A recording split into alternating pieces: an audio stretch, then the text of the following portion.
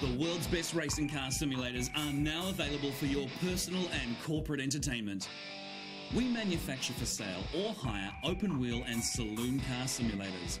Don't bore your guests with long speeches. Entertain them with something a little different at your corporate events. Set an impression that lasts forever with our car simulators. Put the brakes on your busy schedule and call us today on 0800 497 377.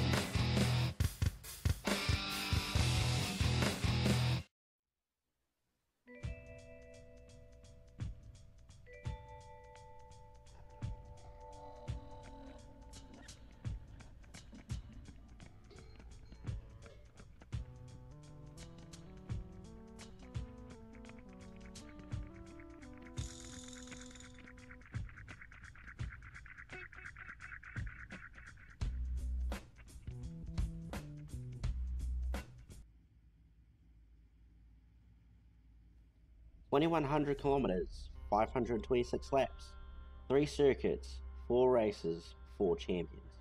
The 2017 Stimulator New Zealand Supercars League has finally arrived at what is the most defining point in the entire championship, the Enduro Cup.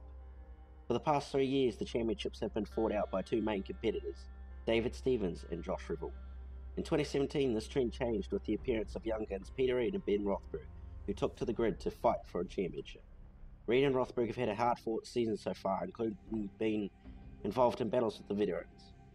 Josh Revell for second position. Who is it going to be?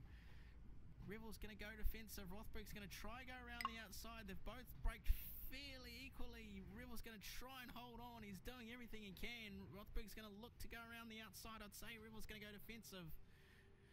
And no, Rothberg's managed to squeeze by a little bit of contact. Is he going to get it up the inside here? It's going to possibly be a drag race to the line. Revell's going to try and do the over and under. No, he's going to try and go around the outside as they come out of the final corner. And Revell's lost it and put it in the wall. So that's going to allow Ben Rothberg to take second. Josh Revell will have to settle for third. Trevor Wilson will come through in fourth. Fifth will be David Stevens. Many hopefuls from 2016 have stepped up to challenge for those victories. The names Chris Bramley, Nathan Addis, Craig Priest and Taylor Oakes have put the foot down to taking their best results to date.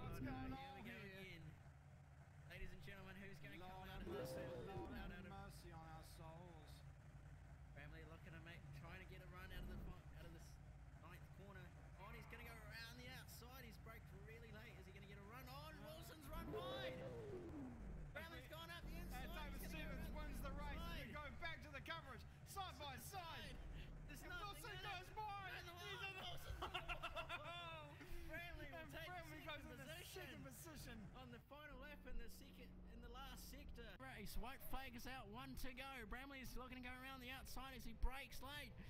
He's going to go around the outside and on. There's contact between Addis, but he's gone off. Oh my word, that's it. Nathan Addis's race is run, unfortunately. Side of this, they head through turn 1, head into turn 2. Who's going to be deep enough under brakes? No, Addis runs a little bit wide now. Oakes is going to be up the inside into turn 3. Oakes is going to have the run. He's going to be just slightly ahead. Addis is going to have to back out of it unless he can hold it. No, he's going to back out of it. Oh, a little bit skatey. Under brakes and they're side by side, all rubbing panels and doors. Addis lets him by and Oakes will get that position. So he'll move into P8 at the moment. So on Addis taking a bit of curb there and actually going 4 wheels off onto the grass. Heading into the Enduro Cup, the championship fight is between Bramley, Addis and Oakes. Bramley has opted to drive with fellow Nissan pilot Craig Priest in this endurance season, hoping to use him to bring home an Endurance Cup title. Oakes took a gamble and has put newcomer Daniel Bugler in the 87, while superstars Reid and Rothberg have paired up to take on the defending Enduro Cup and Bathurst champions of David Stevens and Nathan Addis.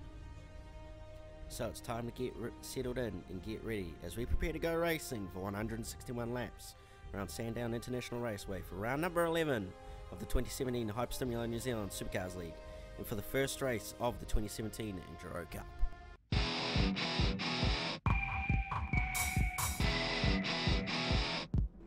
Go, go, go! The world's best racing car simulators are now available for your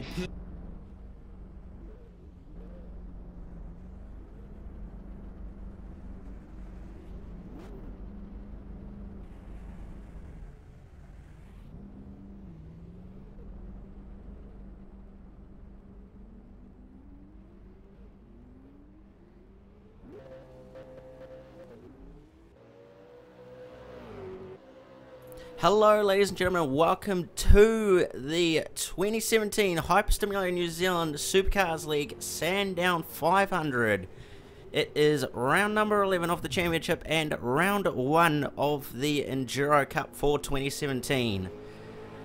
Currently we have on screen at the moment is Trevor Christensen for qualifying number 1. Qualifying order for Enduros is a little bit different to what we typically see on a normal race night, with usually it being a solo driver for each race and qualifying session. This round and Enduro rounds are a little bit different with the fact that driver pairings do come into it, so each driver of the pairing gets to take a spin in the car for qualifying to lay down a time, and then times will be combined of those pairings to set the grid for this 161 lap 500 kilometer long race this afternoon.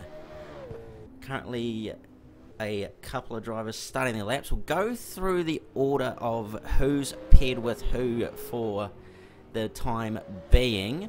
So we have currently Nathan Addison has paired up with David Stevens. Taylor Oakes has paired up with the current defending champion Josh Revel. Chris Bramley and Craig Priest have paired up together in their Nissan Altimas. Ryan Bailey and Jason Wilds pair up together. Luke Dunsford pairs up with Sean Petrie. Trevor Christensen and Graham Samways are another pairing. Rob Derrick and Jordan Penne. Rob McBride and Greg Young. Tony Dance and Chris Charlton. Jen Siverson and Jamie Gaskin. Oh, Wayne Gaskin, sorry. I'm slightly confused there. And Daniel Greenwood and Matthew Greenwood. So those are your pairings for today's race and qualifying. So currently at the top of the order is Nathan Addis, who's in the car first, with Taylor Oakes sitting second. No, Chris Bramley goes straight to... No, Craig Priest, sorry. Goes straight to the top. Nathan Addis second. Taylor Oakes third. And currently Rob McBride in fourth. Trevor Christensen goes to fifth. Let's try and find someone else. Sean Petrie in the classic Holden Commodore goes to 6th. Jen Siverson goes to 8th, is dropped as Tony Dance puts in a time and goes to 3rd. It's looking like Rob Derrick has put a time in to go 9th. Is anybody else on track? Tony Dance has just finished his lap, so Jason Wilds coming out of the final corner now. It is Ryan Bailey at the helm, and he's going to cross the line and go to... That is... I'm trying to find out. Or is he just starting his lap? No, he is just starting his lap, actually. So, with a minute left in the session, he's starting his lap. As he's coming on to the back straight, really chucking that car around. That very retro style at Cat Commodore.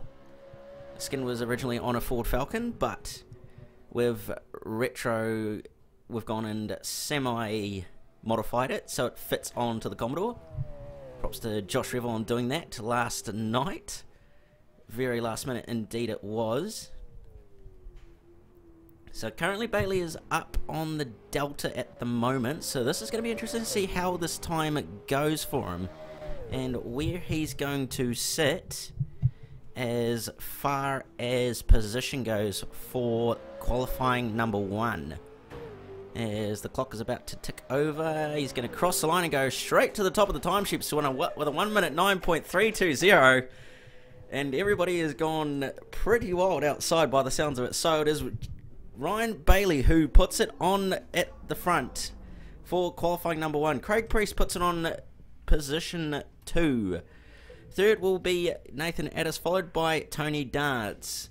Fifth will be Taylor Oakes, followed by Rob McBride, Trevor Christensen, Sean Petrie, Jen Siverson, Rob Derrick, and Matthew Greenwood. So that is your current times and order for qualifying number 1. We'll be about to start qualifying number 2 very shortly. And then once qualifying is out of the way, we've got the very long 500 kilometre or 161 lap race ahead of us. So just give us a few moments and we'll be straight into qualifying number 2.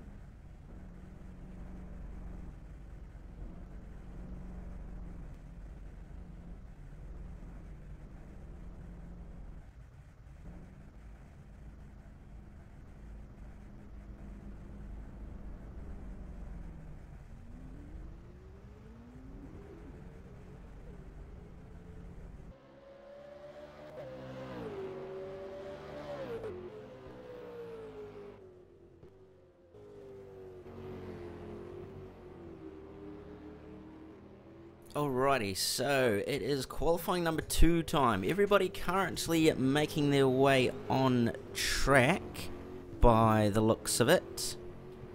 Currently, I think it is Jason Wilds currently out front, if I'm not mistaken. Everybody else is behind or leaving pit lane. Luke Dunsford in that classic retro Holden, not too far behind, currently on screen as well. As they come through the final sector to start their lap, we'll just quickly find Jason Wilds. There he is. As he comes through the final corner now, on to the front stretch. This is going to be pretty well pressured on him to try and get an optimum type lap in here, with Ryan Bailey, his teammate, setting the fastest lap in qualifying 1. Coming through the first corner, looking pretty good as well, and same with Luke Dunsford just behind them. It's behind him as well, is not doing too bad. Looking like a very smooth exit onto the backstretch. It's looking like it's going to be a fairly decent time here if we can keep this momentum up.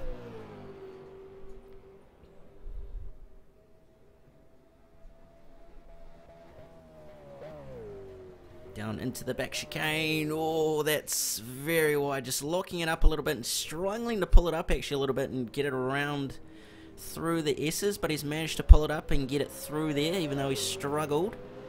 So this is going to be interesting to see what kind of a time he does here, right over the curb. Using plenty of curb, these guys will be throughout this race, trying to get around these corners as best as possible. And Jason Wilds goes to P2 after being pipped by Luke Dunsford with a 1 minute 8.68, while Dunsford is going to the top with a 1 minute 9.21. We've got Chris Bramley currently on screen in that retro Nissan.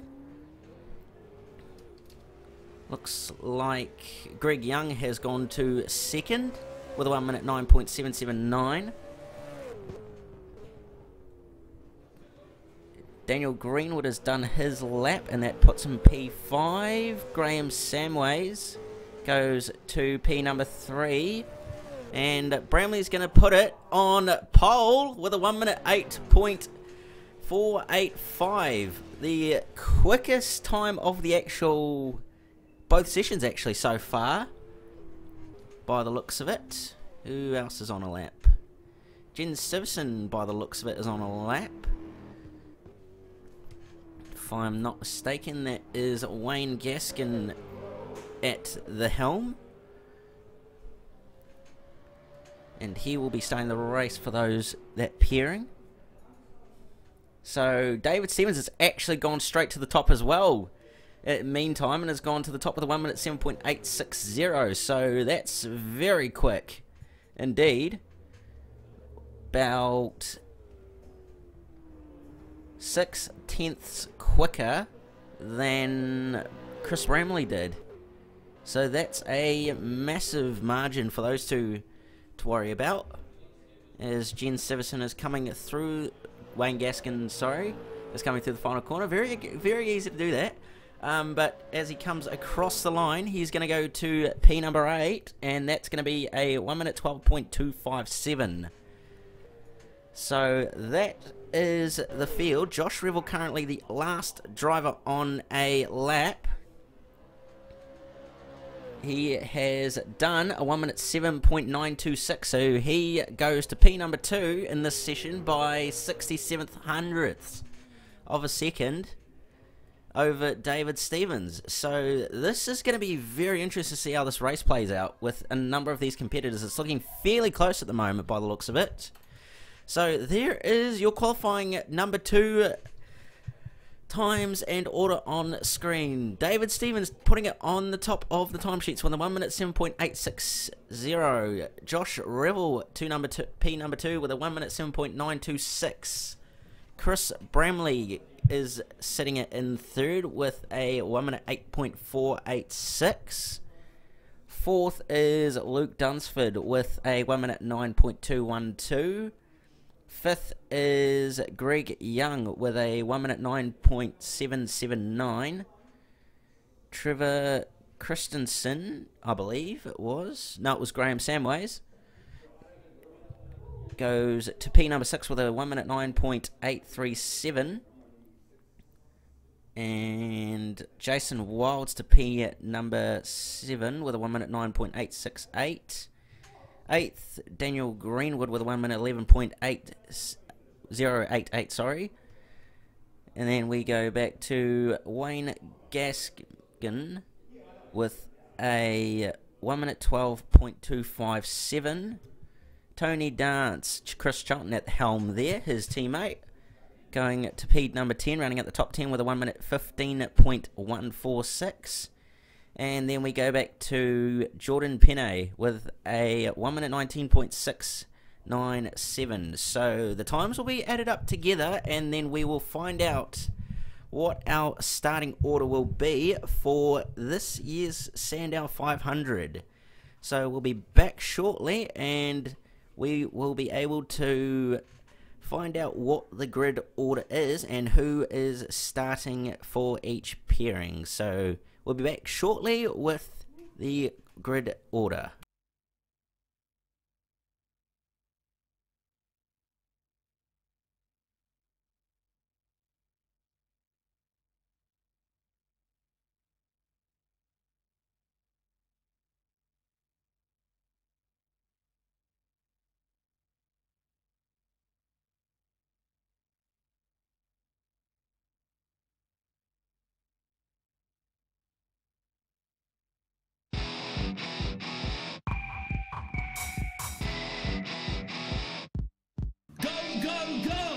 The world's best racing car simulators are now available for your personal and corporate entertainment. We manufacture for sale or hire open wheel and saloon car simulators. Don't bore your guests with long speeches.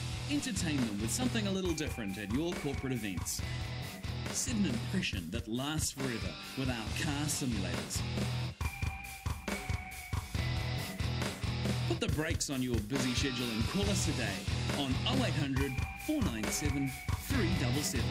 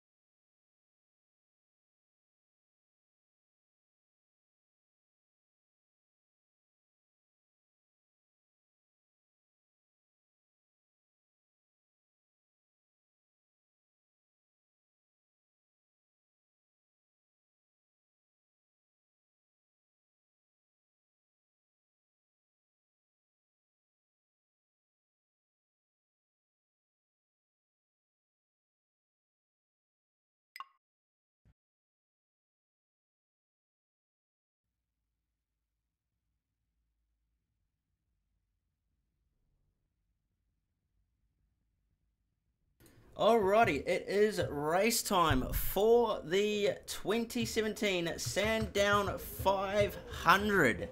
Ladies and gentlemen, currently on the grid we have, so the order is David Stevens on pole, followed by Chris Bramley, Josh Revel and Ryan Bailey on the second row. Third row will go to Greg Young and Graham Samways. Fifth row will go to Luke Dunsford and Matthew Greenwood. Gaskin, Dance and Penne round out the rest of the field, and lights are on. Away we go for the 2017 Hype Stimulator New Zealand Sandown 500. Great stuff from a number of guys, including David Stevens. Revel has made his way up through into second position in front of Ryan Bailey by the looks of it, as Luke Dunsford has made his way into fourth, getting past Greg Young. All over the back of Ryan Bailey here, can possibly make a move at the end of the back straight.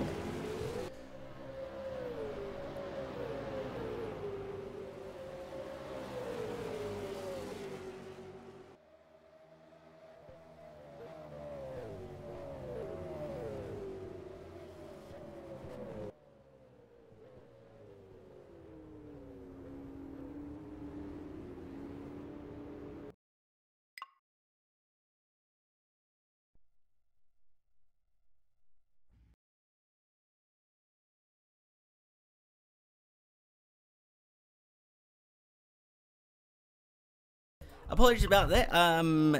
Technical difficulties down the line with the online drivers from that are currently racing in Hawke's Bay, unfortunately. So server has had to be restarted. So get going shortly. But anyway.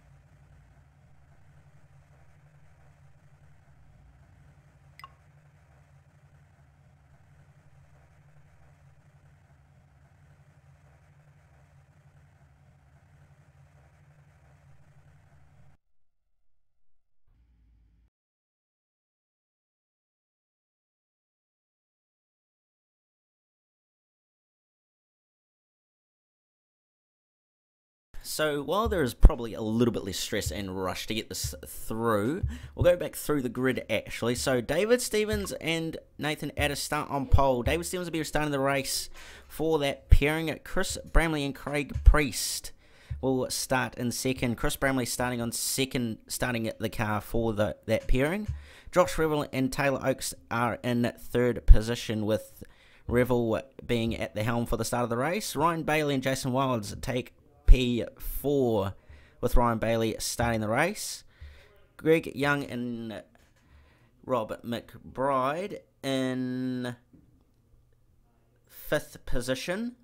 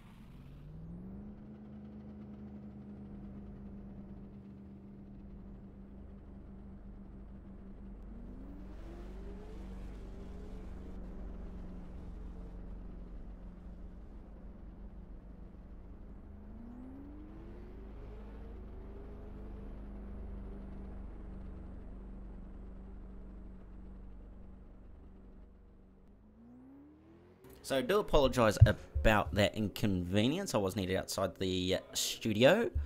So anyway, continuing on, Graham Samways and Trevor Christensen, with Graham starting that car out of P number 6. P7 will be Luke Dunsford and Sean Petrie, Luke being the starting driver. Matthew Greenwood will start for his pairing of Matthew and Daniel Greenwood.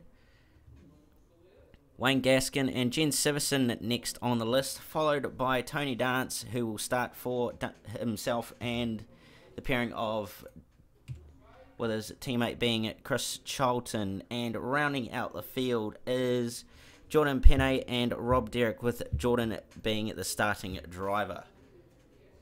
So we will try again and see if we can get a start this time. So Stevens and Bramley on the front row, lights around, away we go for try number 2, and it's looking like it's a great start from Ryan Bailey, straight up the middle of Revel and Bramley. He's going to take second position. Oh, there's been contact between and Revel and Christensen and Dunsford all making contact in turn 1, so that's going to allow a number of drivers to move up the field and a couple to fall back. So drama already into turn 1 on this very long race, unfortunately, for a number of these drivers,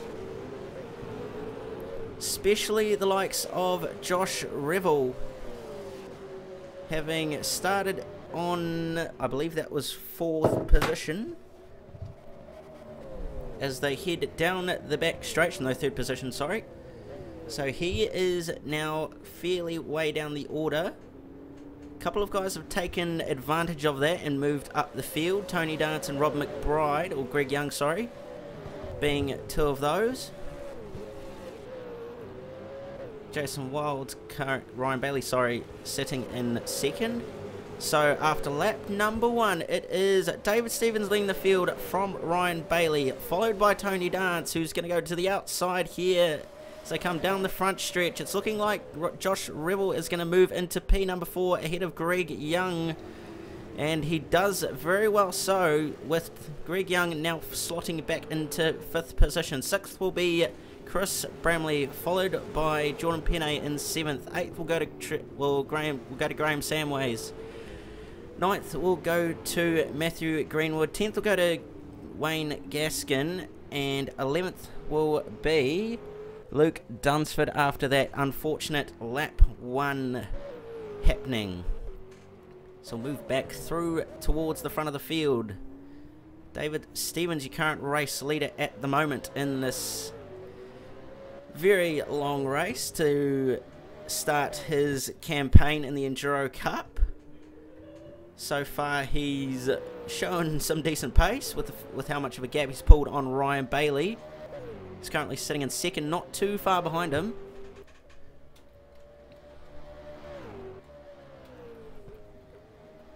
As the field is starting to spread itself, well, sort itself out by the looks of it.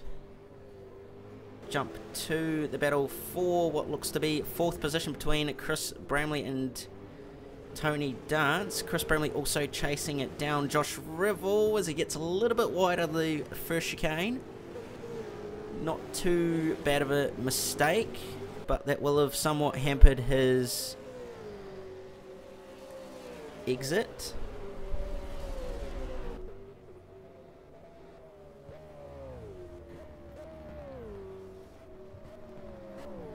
This is Josh Revel is actually starting to pull away a little bit from Chris Bramley by the looks of it. Oh, and Tony Dance is off the road back there for some apparent reason. I think he may have just gone slightly too deep under brakes and off the back straight, and now that's allowed Rob Derrick and, well, John Penne, sorry, and Graham Samways through. These two currently in a battle for the minors further back. Battle for 6th position.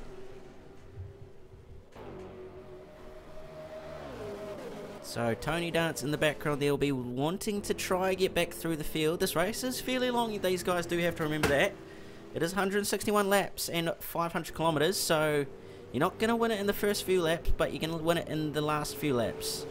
Because another thing to take into account is that with this being such a much longer race, fuel and tyres are going to become quite a factor in this race later on.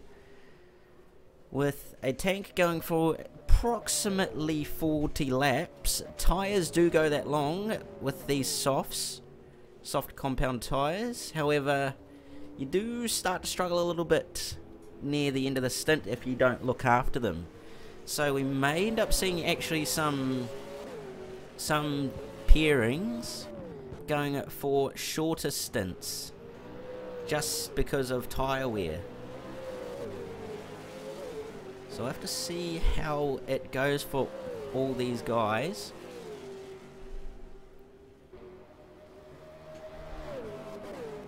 It'll be roughly a 4-stop race, so long as the guys do look after their tyres.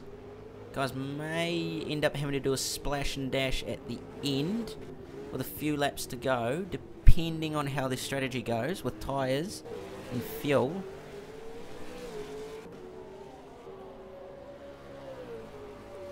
As there's a bit of a battle further back between Wayne Gaskin and Luke Dunsford, and Matthew Greenwood just ahead of them. These two going fairly out. Apparently there's a little bit of contact earlier on. We'll have a look as they head into turn 1 with a replay. Oh, Luke just trying to put his nose in there, as David Stevens meanwhile does the fastest lap of the race. Oh, big curb hop from Luke there, and Luke, and making contact as well. As there's also been something at the end of this back straight. We'll jump to live actually, because it's all about to get on, and Luke Dunsford is going to go up the inside of Greenwood. Oh, and they've all gone off actually, just about. Gaskin's just managed to hold on and stay on the racetrack, but it's looking like now we've got a battle, and we're only 5 laps in for the minors. The final top 10 position, well, the final 2, 9th and 10th. Dunsford on the outside, Greenwood on the inside. Greenwood's going to go straight up the inside, and Dunsford's going to try go the over and under. Greenwood's run wide, and that's going to allow Dunsford through. As they come through the first chicane, Gaskin's possibly going to look to try and make a move on Greenwood here if he can. Well, Greenwood not getting too great of a corner there, so that's going to hamper him a little bit. As we've got a battle at the front as well for the podium between Bailey, Revel and Bramley. Holden versus Nissan by the looks of it. And also Cat versus Red Bull versus Retro Kenwood Nissan. So this could form into quite a good battle here. David Stevens, meanwhile, in the background there, just starting to pull right away from the field. And a big curb hop from Ryan Bailey there. All 4 wheels off the ground, as a matter of fact. So these guys just starting to sort themselves out, getting into a bit of a rhythm. No need to go like a bat out of hell in these first few laps. That can wait for the end of the race. As they come down through the S's. Revel looking like he's quite good under brakes actually. Does look like it. Oh, and Bailey's had to check it up there, and so is Revel and everybody else behind. So it's looking like Bramley's possibly going to be on, looking to make a move on Revel here if he can get a good exit here. Those Nissans have been very good under brakes this season from what we've seen. Bramley being one of the more notable late breakers in the Nissans. As they come through turn 1. Oh, and Revel's run wide, and that's going to allow Bramley to go on around the outside. Is he going to be able to make a move? Not quite. He'll slot in behind Revel, but that's going to lose time to the guy's head. Oh, Bailey's actually not got too great of an exit there onto the back stretch, so this possibly actually might cause Revel to catch up and actually possibly make a pass out of the S's. So they come down all in the draft, trying to get maximum speed right into the S's. Pretty much tap the brake down 2 gears and throw it in and hang on, really. That corner is. It's a real thrill seeker, this track. And actually a track that requires you to think about what's ahead of you rather than what's in the moment, with it being a track mainly to do with straight line speed rather than cornering ability. So this is going to be interesting to see how it goes. Rivel's looking like he's got quite a good exit out of the final corner there, and this is going to allow him to catch up to Bailey. He's going to possibly look to make a move. He's just poking his nose out, letting Bailey know he's there. Bramley's all over the back of Revel as well, pressuring at Revel to hopefully have him make a mistake. Ooh, a bit of sideways action there from Revel, getting over the curb. Bramley's just sitting there patiently. He's actually not really doing much to the gap. He's just maintaining it, being patient, which is what you want to be doing, as Revel's looking to make a move around the outside at the end of the back stretch. That's not quite going to work. Now Bramley's going to take advantage of that. He knows all over the back end of Revel once again.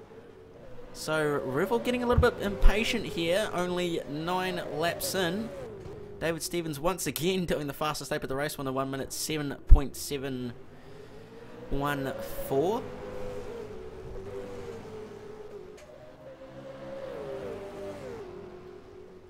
We'll stay with this battle for a little bit longer, as it's quite an interesting battle actually, with the different driving skills in each car, as Revel once again trying his luck at throwing it up the inside of Bailey's car. If we can get a good exit out of onto the back stretch here, should be able to get a move done into the S's, possibly earlier. He's tucked right up in the draft. We'll jump on board with him at the moment and see how he goes about getting by. He's right in the draft. He's going to pull out. Is it going to happen? No, not quite this time. They both lock up actually, and he's going to possibly look to make a move, and Bailey's run wide across the grass. But Revel's going to go around the outside actually, out of the S's, and he's going to hold tight. Oh, and he's on the grass. That's a bit of an ambitious block there from Bailey to hold on to second. As they come around to start lap number 10. We're only 10 laps in and they're fighting for it like it's the last lap here. Fighting for keeps, even though it's quite early on. These boys don't want to actually burn their tyres up too early either. That's another thing. So Bramley's kind of doing the smart thing here and being patient and looking after his gear. Whereas Bailey and Revel are throwing caution to the wind, as Bailey's made a mistake there, and now that's going to actually allow Bramley to try and make a move on Revel here. As they come down the back stretch, Bramley's in the draft, he's all over Revel. Revel's possibly going to go defensive, yes he is. Bramley's going to look to go around the outside. No, Revel's actually out-dragged him. So he hasn't actually entirely lost out there. Oh, a little bit wide for Revel. Struggling to pull it up and get it through the S's.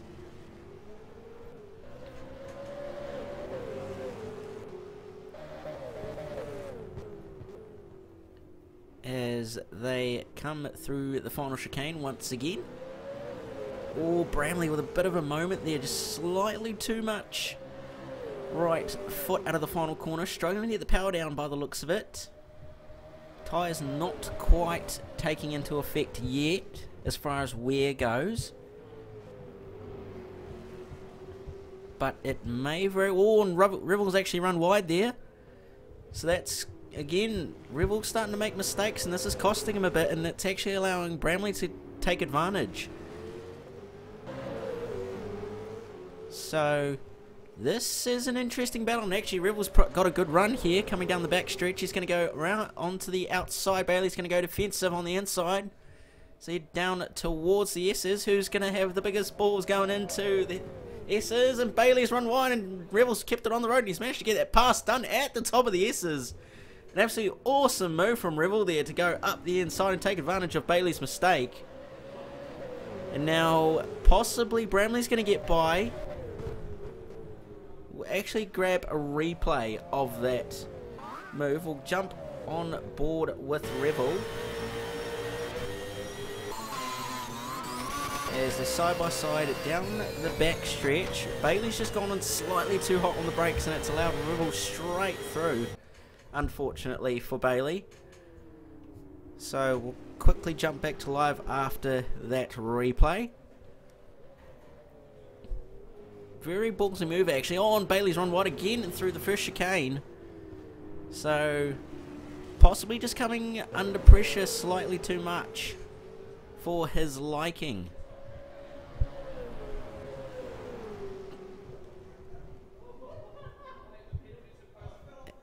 As they come down the back stretch, Bramley's looking to gonna possibly try and make him move here. He's been patient so far, and he probably won't be trying to rush it in these early stages.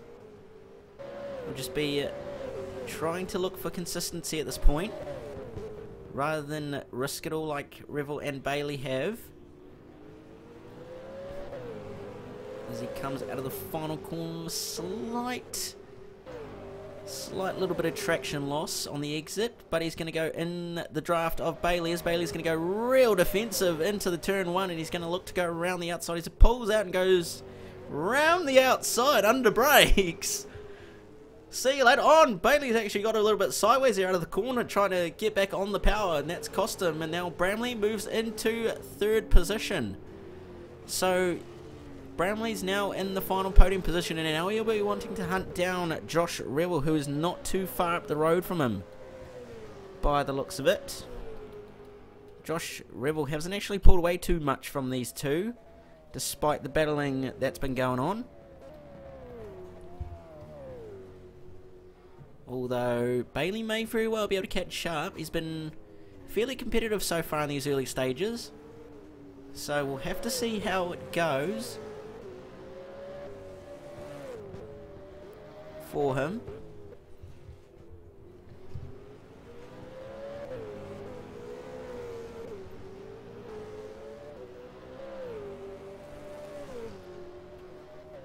Appears to also be a bit of a battle further back between Jordan Penne and Tony Dance at the moment. Jägermeister versus Alpinen Estate. Battle of the alcohol brands as well, which is quite ironic.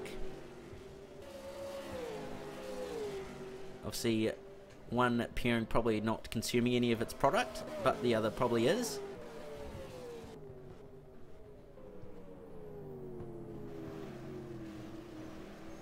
As we'll actually have a look at a comparison between these two as far as lap time goes. So that last lap, Jordan did a 1 minute 10.769, while Tony did a 1 minute 10.843. So Jordan just slightly quicker at this point. Not too much of a difference between these two, as the battle for second has actually started to heat up. So we'll jump to that quickly while keeping an eye on that little battle further back between Dance and Penne. So Bramley's has actually closed that gap right up in the past few laps, and that was Matthew Greenwood off the road there. Not sure why. We'll try grab a replay real quick. So he's actually gone in backwards as he's coming to turn one. Oh, he's been slightly turning under brakes, and it's sent him off onto the grass, and that's sent him around, unfortunately. Having a bit of a play in the kitty litter, trying to get back out onto the racing surface as well, which he does manage to eventually do. So we'll jump back to this battle for second position. Do a quick comparison of lap time between Bramley and Revel. So as they come through the final corner, we'll compare this last lap, also on screen at the moment. Let's come across the line. Last lap from Bramley was a 1 minute 8.807, while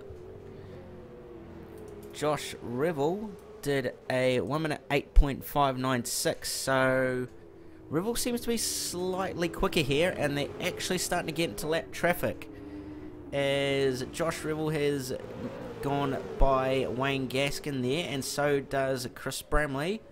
So another factor that these guys will have to take into account is traffic, lap traffic for these front runners.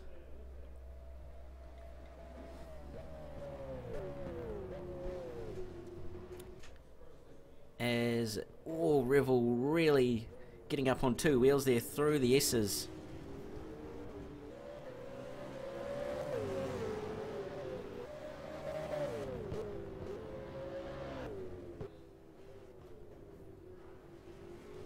We'll quickly jump on board with Bramley actually and see how he can hold, whether he can hold on and see where he actually loses time and gains time to Revel actually, as it's a very close battle. So clearly Bramley's very confident with that Nissan and the brakes. Revel getting a little bit sideways there out of turn 1. So it looks like these two are fairly equal at the moment. Bramley probably the better one under brakes, although that's not really helping him onto the back stretch, as Revel actually gets quite a good exit out of the back onto the back straight away. I'd say primarily due to the fact that Bramley's probably just braking slightly too late, and it's hampering him and getting back on the throttle, as Revel's actually quite quick through the S's as well. So this is going to be an interesting bit of a battle here to see who can take advantage of others' mistakes with how close they are, I reckon.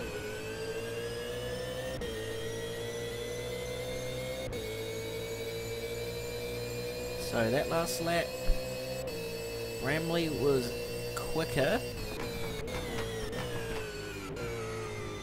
I believe. Quickly check.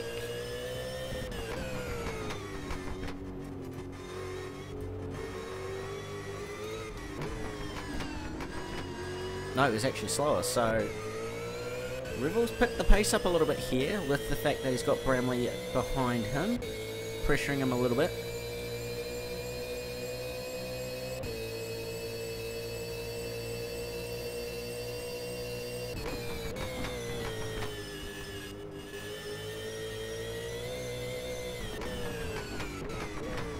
Oh, and Bramley's actually run wide out of the S's there, just trying to gain time from braking later, and that's allowed Revel to get ahead of him, or pull away more or less,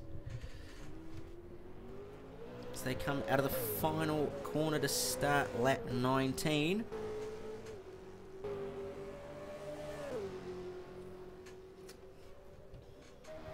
This race will probably be roughly 3 hours long, and with lap times being in sub 1 minute 10s, that would be why. So this shouldn't be too long of a race, and we'll probably actually see the laps go by quite quickly actually.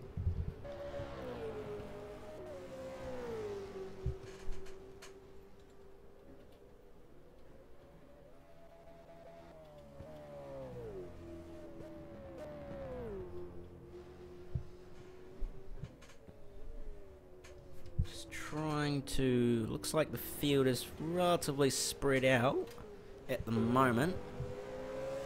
Looks like there's a bit of a battle going on between Luke Dunsford and Jordan Penny. Luke has actually caught Jordan quite quickly in the last few laps by the looks of it, with Luke doing a 1:10.1 that last lap, while Jordan did a 1 minute 11.902.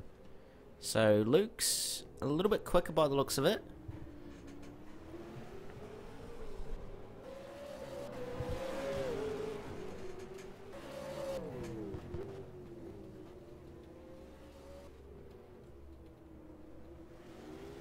Oh, and Luke just getting very sideways out of the final corner there, trying to get on the power as early as possible. So we have a yellow flag at Sector 1 for some reason. Not sure why.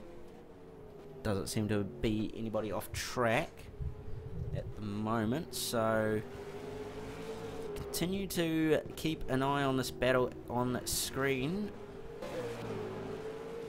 for 7th position, and Luke Dunsford's actually got quite a good run here onto the back stretch.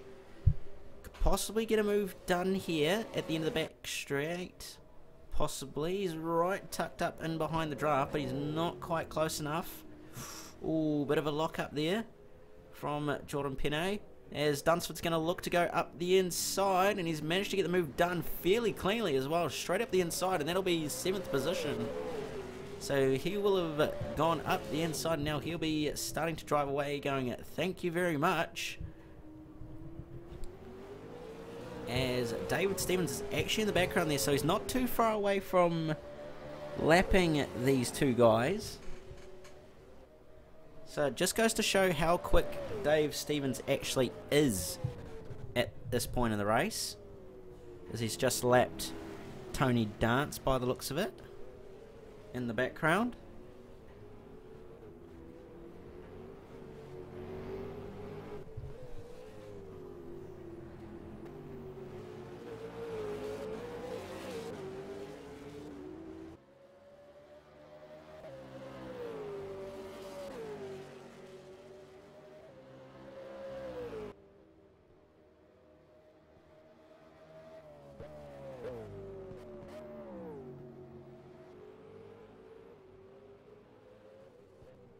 Dunsford's just run slightly wide. They're probably just slightly too quick into the S's there. That's not hurt him too much though, but will have lost him a little bit of time to Penne.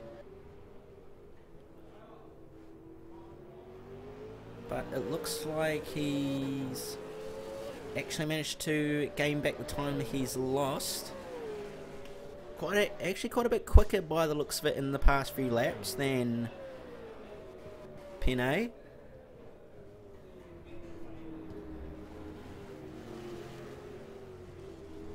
As looks like Chris Bramley's actually got right up to the back of Josh Revel again. So we'll focus on this battle for 2nd position. The final spots on the podium currently, as Bramley's gone real deep under brakes. They're actually slightly both have, but Bramley's gone much deeper, and it's actually hurt him a little bit as they come onto the back straight, and Bramley's just slid the car there a little bit. So these guys might start to be having tyre wear issues, with it being this late in the stint.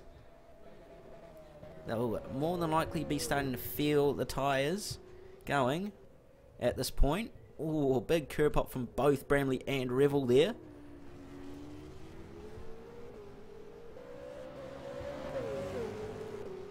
Is Bramley's going to possibly... No, he's not. He's not quite close enough at the moment. He just needs to think about his exits at the moment and not worry too much about like braking till he can get up the inside or around the outside of him.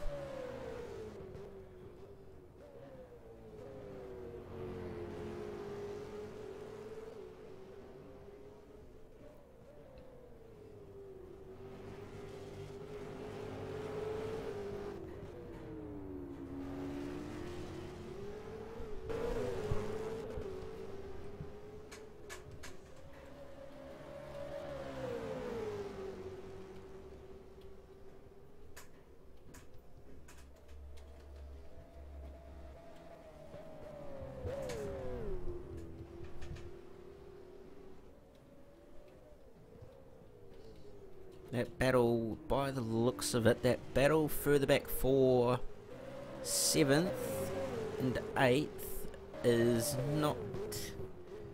Still a little bit close, so we'll just keep on an eye on that in the meantime. But we'll stay with this battle for second position, second and third, between Josh Revel and Chris Bramley.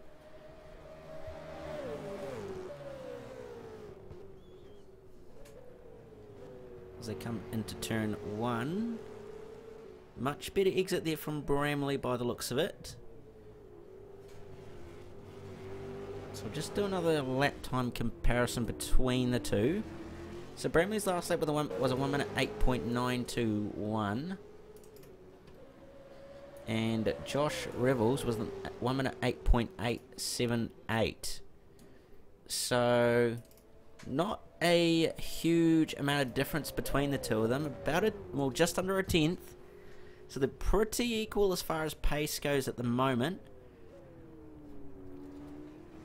But it's going to be interesting to see what happens later in the stint, in a couple of laps' time, I reckon, when the tyres start to really go. Because that's going to be the real... That's going to be really when we're going to start to see who's looked after their gear much better than the other driver. I'd say Bramley's probably going to be having better tyres by the time pit stops come around, which will be roughly between lap 30 and lap 40. Obviously everybody having their own strategies.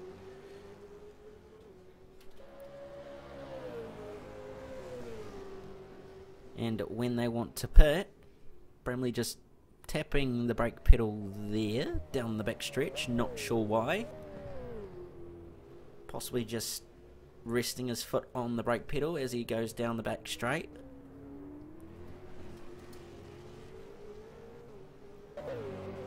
Still fairly equal, these two. There hasn't been much as far as the gap goes, although Bramley's fallen back a little bit for the time being. Not sure why. May actually be struggling with tyres, but can't really confirm that. As Bramley's actually been quicker than Revel in these last 3 laps apparently. Not by a lot, but just enough, which is quite interesting. A little bit more traffic up the road in the background there just before. So hopefully Bramley will be wanting to have traffic hold Revel up instead of hold him up so that he can take advantage.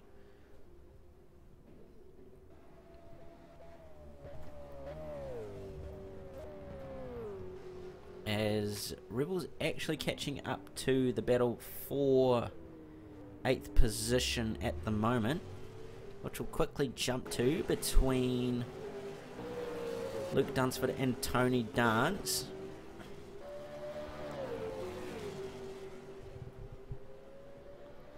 To one very retro and the other somewhat semi-retro based with a bit of modern touch to it. Both skins painted by the late and great Simon Cribb. Fortunately not able to join us this year, although he will be in other ways. Or Tony getting very sideways onto the back stretch there. Just once again that whole using too much right foot on exit there, but he's managed to hold on to it.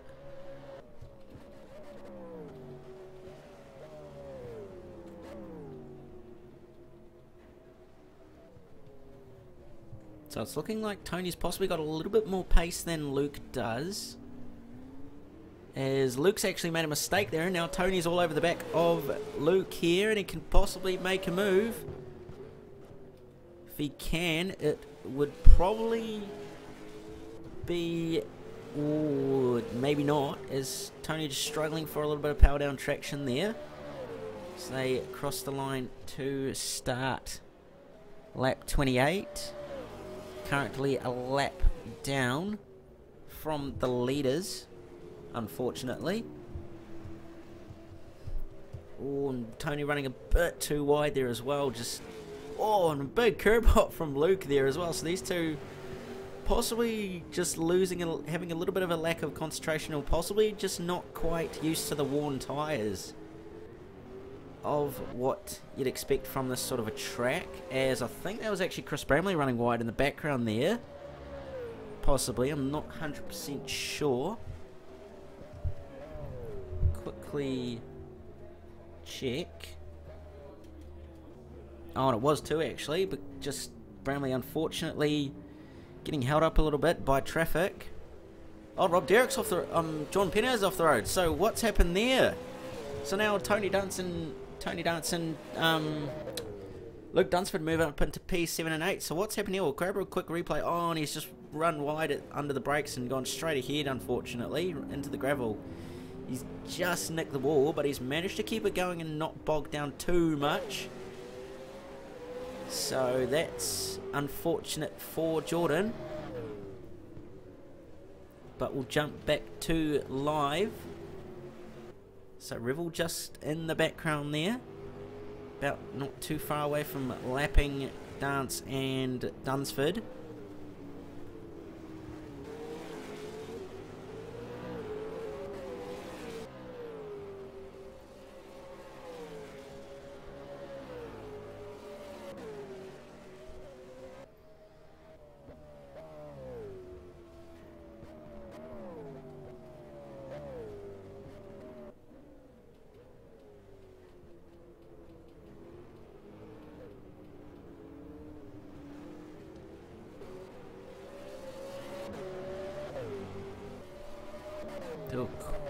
So again, just briefly on the screen there, that gap between Bramley and Revel is closing up again. It seems to be fluctuating at the moment between those two.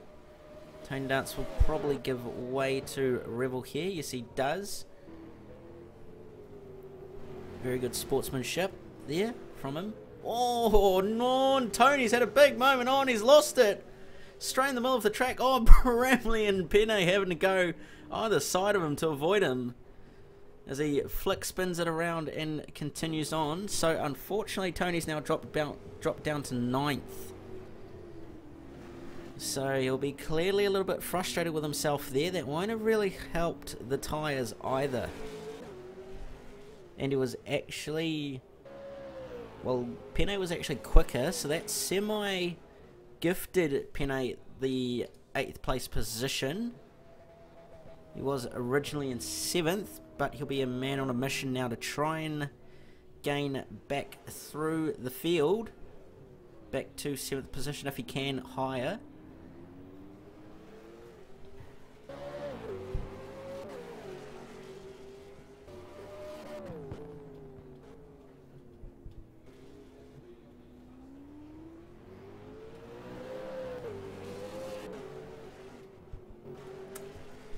So that battle for...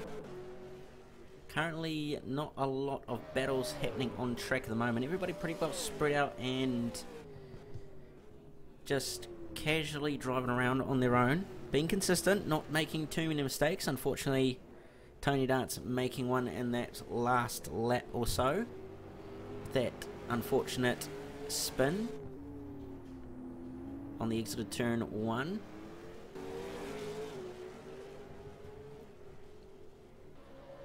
Not too far behind Matthew Greenwood by the looks of it. Oh, Tony running just onto the grass there. Struggling to keep it in a straight line. Oh, and really struggling to get it through into the S's there at the top of the hill.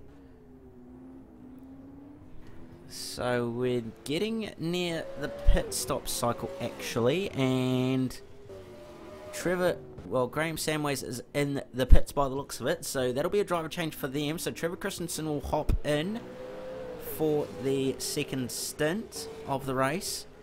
So as I said, lap 30 to lap 40 we'll start to see pit stops, and we are starting to see pit stops now. The first one being from Graham Samways to give the steer over to Trevor Christensen, as Tony Dance trying to make his way by Matthew Greenwood. Greenwood a lap down from Dance, as Dance finally by onto the backstretch.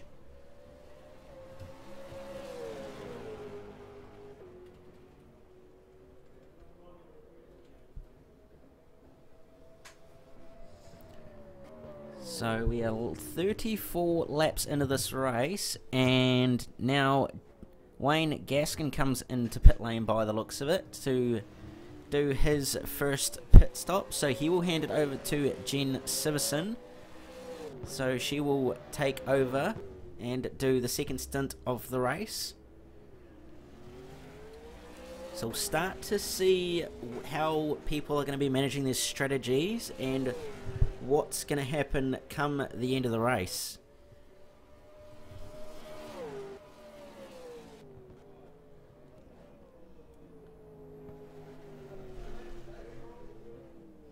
As I'm apparently hearing, Jason Wilds will be hopping in the car shortly as well to take over from Ryan Bailey.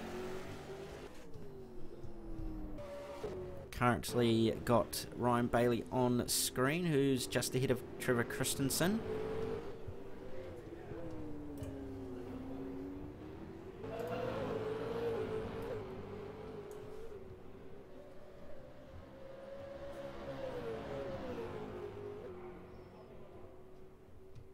So Bailey will be coming in for his pit stop shortly.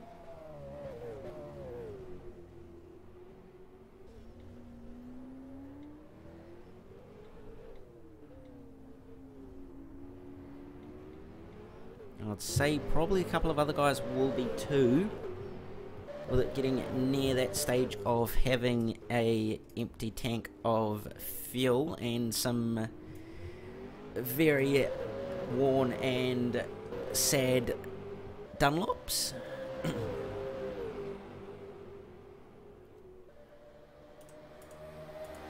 As Bailey is looking to go up the inside of Matthew Greenwood, but it doesn't quite happen at turn 1.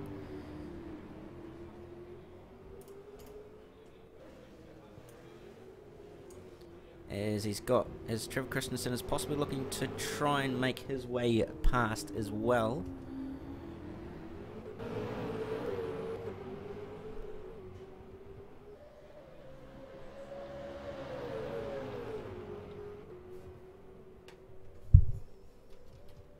So it sounds like Ryan Bailey's coming into the pits this lap. Luke Dunsford and Greg Young are both in pit lane, and so is Josh Revel. So Taylor Oakes will take over from Josh Revel. Rob McBride will take over from Greg Young. Sean Petrie will take over from Luke Dunsford. And Rob Derrick is also in pit lane by the looks of it, as I'm trying to find him. There he is, going down pit lane. So Jordan Penne taking over. Oh, and I think there's been a bit of double stacking in pit lane there. So Jordan Penne had to double stack with, I believe that was Greg Young and Rob McBride, unfortunately. Rob Derrick will now take over the helm. Rob McBride leaving pit lane, as well as Taylor Oakes.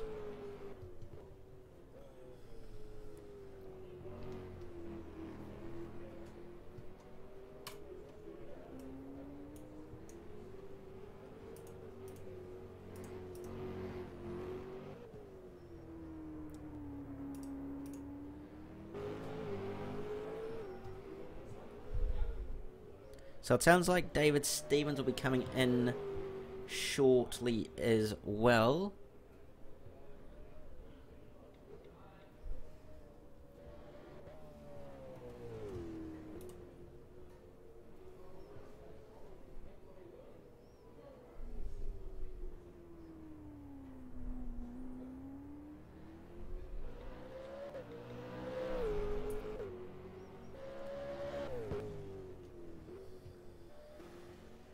Currently, Ryan Bailey is now in pit lane, so he is going to hand it over to Jason Wilds.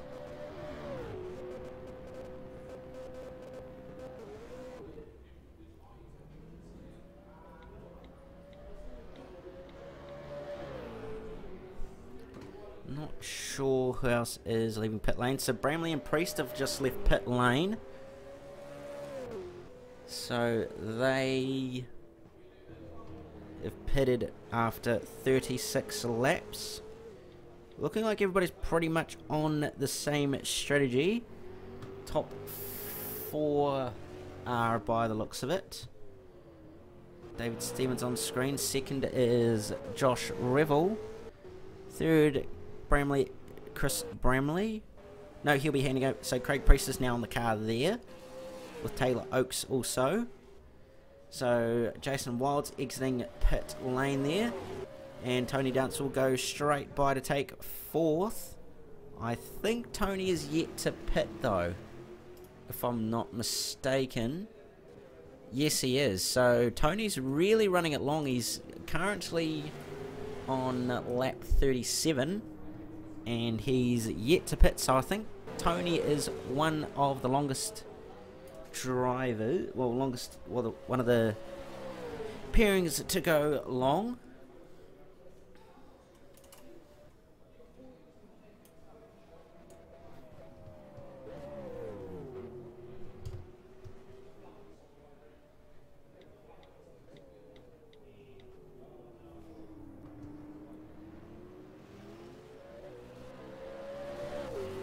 So David Stevens is now in pit lane by the sounds of it. So he's gone. No, he isn't actually. Never mind.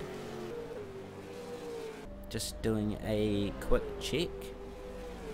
So he's still going. So he's going to be pitting in this lap, I would say. Yes, he is. So David Stevens is in pit lane now. So he's gone for pretty much the longest you can possibly go, which is 39 laps. I believe Tony Dance will be coming in around the same time, as he is yet to pit. Nathan Addis will take over from Dave Stevens. So Priest and Oakes have gone by. So where does David Stevens come in relation to this whole pit stop cycle? He's still in pit lane. There's the revs. So he's about to leave his box, and there he goes. So Revel is on the backstretch now, and David Stevens is exiting, Nathan Addis, sorry, is exiting pit lane. So this is going to be interesting, and there is Tony Dance right on cue in the background. He will hand it his Jägermeister Ford Falcon over to his teammate Chris Charlton. Chris being probably one of the dark horses in this race this afternoon, with him being a multi-time, well, being quite a successful karter, both in road racing and sprint racing here in New Zealand. Very good friend of Tony as well, as Tony's heading it down pit lane now. Well, Chris is, sorry. So he will come out behind, I believe, Luke Dunsford in 8th. Rob Derrick may very well pip him as we come down the front stretch, and it's looking like Rob Derrick has managed to get past Tony Dance in the background there as they head into turn 1. David Stevens currently leading by quite a sizable margin, 30 odd seconds. So this is going to be interesting to see how this plays out, because Oakes is not too bad of a driver, but Priest is very consistent. He's around the same pace as Bramley, so this is going to be interesting to see how this battle for second plays out here.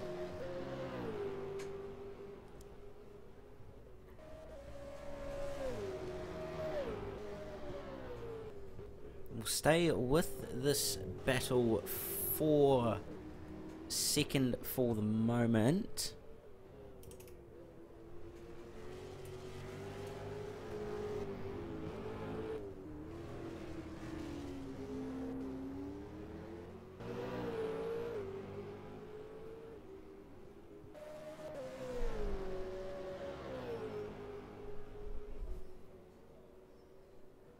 We'll actually quickly jump on board with Taylor as he comes into the S's off the back stretch, down the hill.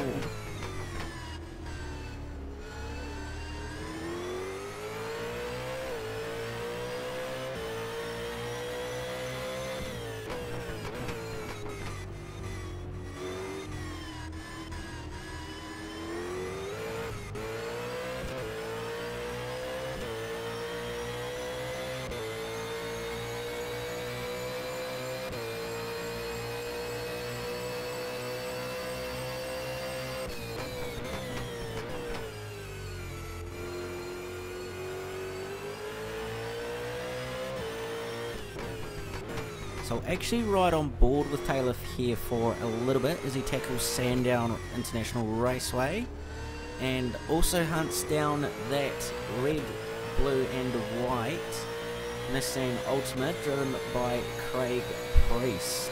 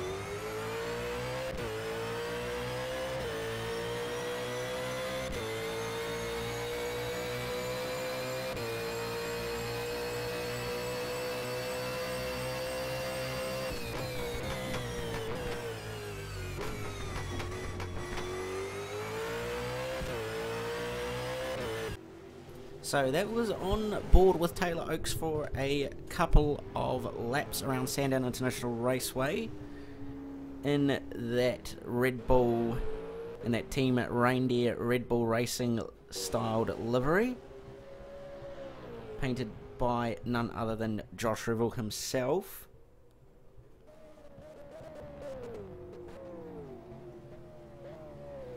So it appears Bramley's actually Priest, sorry, has actually been a little bit slower than Taylor in the last few laps, which is quite interesting because it appears that Priest has been pulling away from Oaks, as Oaks getting a little bit held up by Chris Charlton there.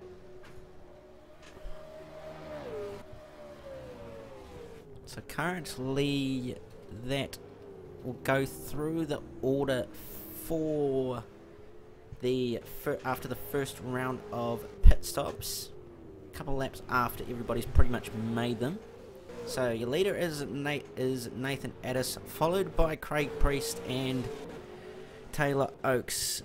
Then we go back to Jason Wilds, who is in 4th, Trevor Christensen, who sits 5th at the moment, 6th is Rob McBride, 7th is Sean Petrie, 8th is Rob Derrick, 9th is Chris Charlton, 10th is Jen Siverson, 11th is Daniel Greenwood, and that is your order after the first round of pit stops.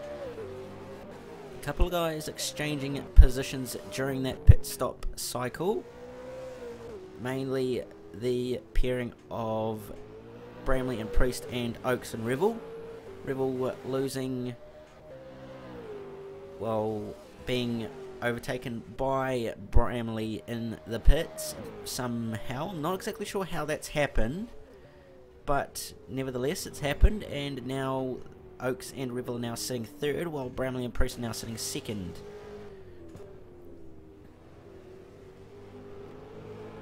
So this battle, well, this not quite a battle, but Taylor Oaks is not doing too bad of a job of trying to hunt down Craig Priest.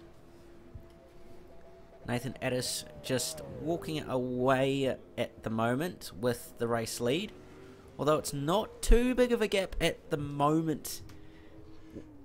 That now that I say that, it's 30 odd seconds between Priest and Addis. Addis having done a 1 minute 10.199 in that last lap, while Priest has done a 1 minute 9.796. So we may very well see something happen here at the end of the stint, and we may actually very well have a bit of a close battle on our hands as well in the grand scheme of the race, because with the way these pairings have worked out, Priest and Bramley are probably the most consistent. They've raced together last year, so that's pretty normal, as well as Nathan Addis and David Stevens. Although with Josh Revel and Taylor Oaks going together, it's pretty much actually equalised the field in some way, because Josh would usually run with someone who's quite quick. David and Nathan have always gone together, so that's been quite a balanced mix. Nathan not being the quickest of drivers, but he's not been too bad. And then Bramley and Priest have been fairly consistent drivers throughout the season, as they've proved this year, being up the front. Bramley currently the championship leader heading into this round at Sandown.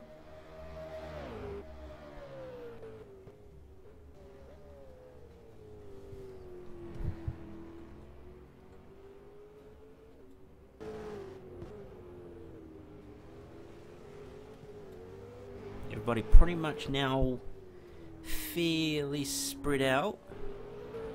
Focus on our race leader for the moment, Nathan Addis at the helm in that 4 square car.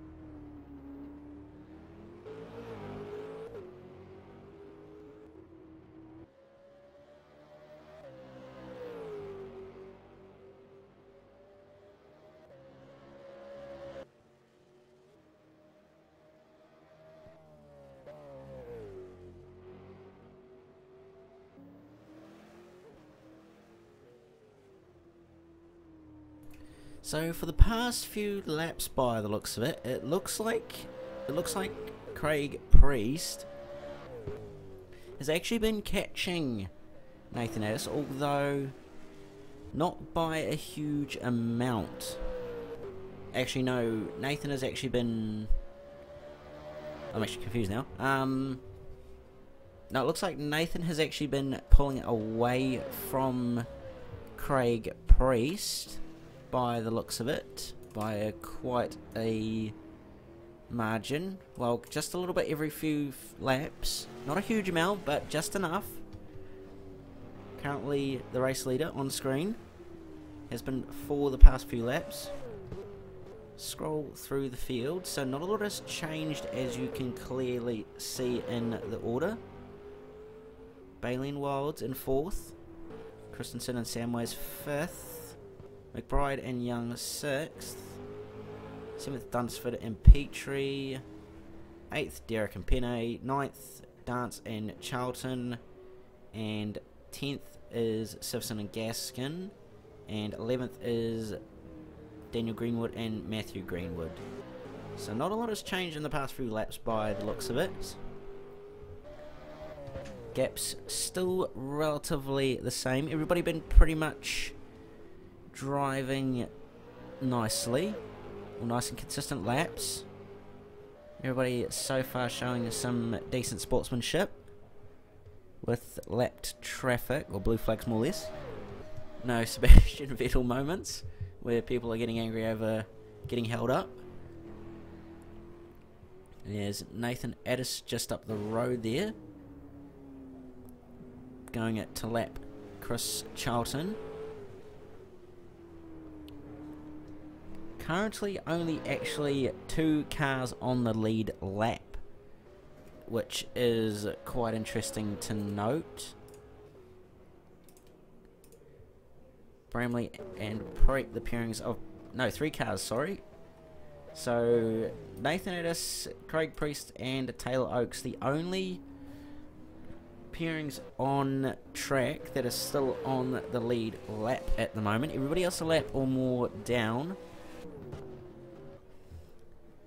From 4th to 6th, they are 1 lap down, so that's Jason Wilds, Trevor Christensen and Rob McBride. And then from 7th to, I believe, 11th, or no, 7th to 8th, 9th, sorry. No, 8th, sorry, because Tony Arts has just gone 1 more lap down. Chris Charlton, sorry, that pairing. So, Luke Dunsford and Sean Petrie and Rob Derrick and Jordan Penne currently on screen. Probably the closest battle on screen as well. On track. Finally got some decent action happening with Rob Derrick and Sean Petrie in the cars at the moment. Those two currently 2 laps down. And the rest of the field is 3 laps down currently. And this is one other thing that these guys are going to have to think about. Those who are not as quick as the top 3, you kind of have to somewhat work backwards with your strategy. Because if you know you're going to get lapped, there's no point in preparing yourself for, well, having a strategy that's going to work for only being on the lead lap. So, Rob's run wide, and that's going to allow McBride through as well. So McBride now up into 6th, and Luke Dunsford stays ahead.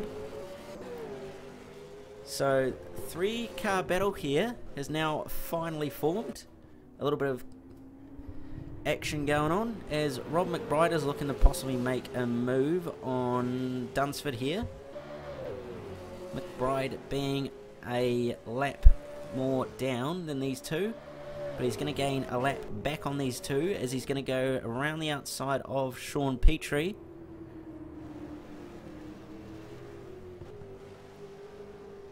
So we'll stay with this little battle, 2-car battle here for the minors. Mainly be the minors, but these boys will fight it out like it's the last lap for a win. Every man for himself.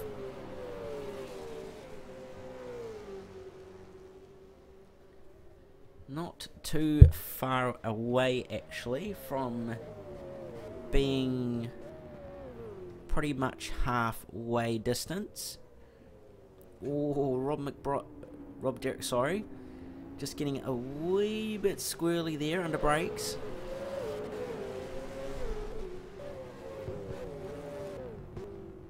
Rob Derrick really looking to want to get by Sean here,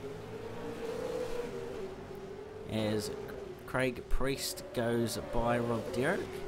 Rob will let Craig by with ease, I'd presume, as he does. Not losing too much time, being smart about it. And Sean lets Priest by as well, and a big moment for Rob Derrick, and he's got off into the much rougher grass. He's got to be careful not to get stuck here, which he doesn't, so very lucky not to get stuck in that further grass. That grass more or less somewhat designed to slow the car down much more than normal grass, mainly for the reason of that it stops people cutting that corner, as it is fairly easy to go straight ahead and cut that corner and not get penalised if you do it well in a smart way.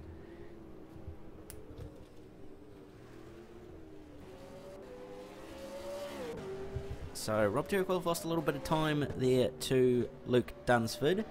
Sean Petrie, sorry. Bit of just slightly confusing with the names at the front.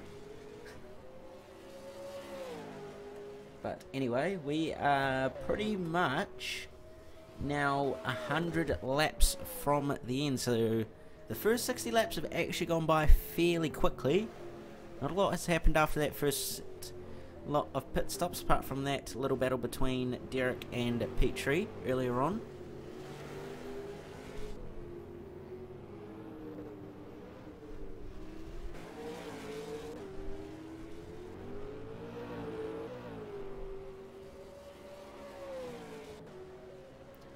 As David Sims has just crossed the line to start lap 61, so we're now pretty much 100 laps from the end of the race at this point.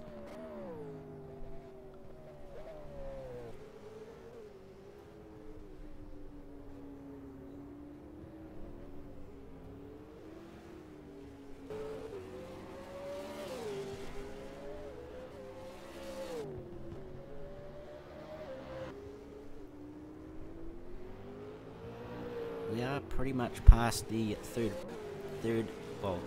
of the way. That was on lap 53. So we should start seeing another round of pit stops in roughly 10 to 20 laps time, as it has been about 20 laps since 20 to 30 depending on the driver. Oh, a big curb up from Rob Derrick there through the first chicane, but as I was saying, it's been about 20 to 30 laps since the first round of pit stops, which is when we saw driver changes tyres and fuel go onto cars.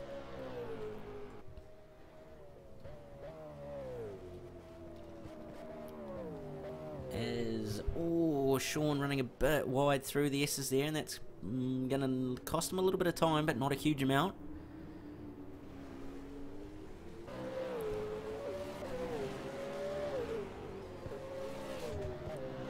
Derrick's not too far, and Petrie and actually Derrick have both run wide actually through the final chicane.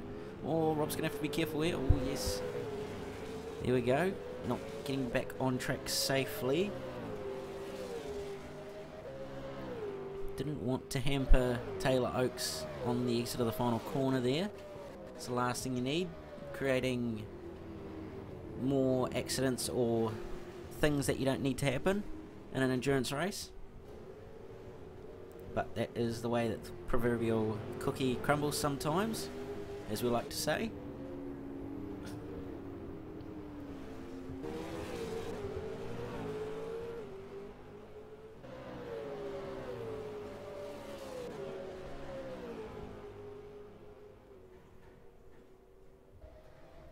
So, with pit stops actually not too far away, We'll actually have a look at who did what as far as strategy in the first lap.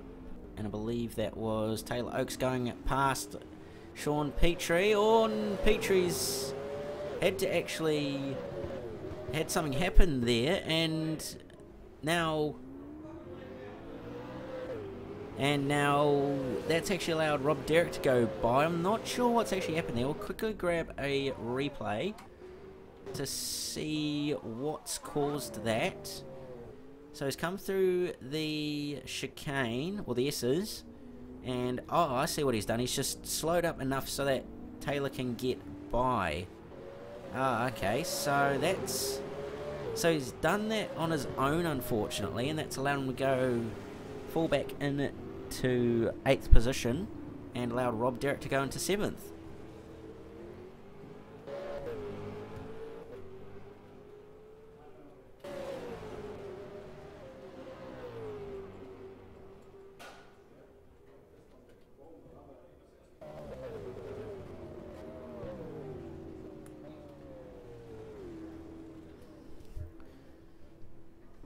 Currently, so anyway, as I was saying earlier on, we'll have, so as far as first pit stops have gone, the current pairings have pitted on these laps roughly, or exited pit lane on these laps. David Stevens and Nathan Addis on lap 39, Chris Bramley and Craig Priest on lap 36, Josh Revel and Taylor Oakes on lap 35, as well as Greg Young and Rob McBride, and Luke Dunsford and Sean Petrie. Then we go to Ryan Bailey and Jason Wilds. They put it on lap 36. Graham Samways and Trevor Christensen pitted on lap 32. Matthew Greenwood and Daniel Greenwood pitted on lap 36. Wayne Gaskin and Jen Siverson pitted on lap 32. Tony Dance and Chris Charlton pitted on lap 38. And Rob Derrick and Jordan Penne pitted on lap 34. So we'll probably start to see some pit stops, which we are indeed. So Ryan Bailey's now getting back into that Cat Commodore, and Graham Samways is getting back into that auto repair Holden Commodore, paired up with Trevor Christensen. So Christensen will be getting out and Samways will be getting in. And now Rob Derrick comes into pit lane,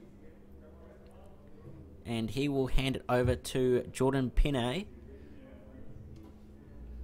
So, as I predicted, it was going to be roughly around this point at which we were going to see the second round of pit stops, as Trevor Christensen goes by to exit pit lane.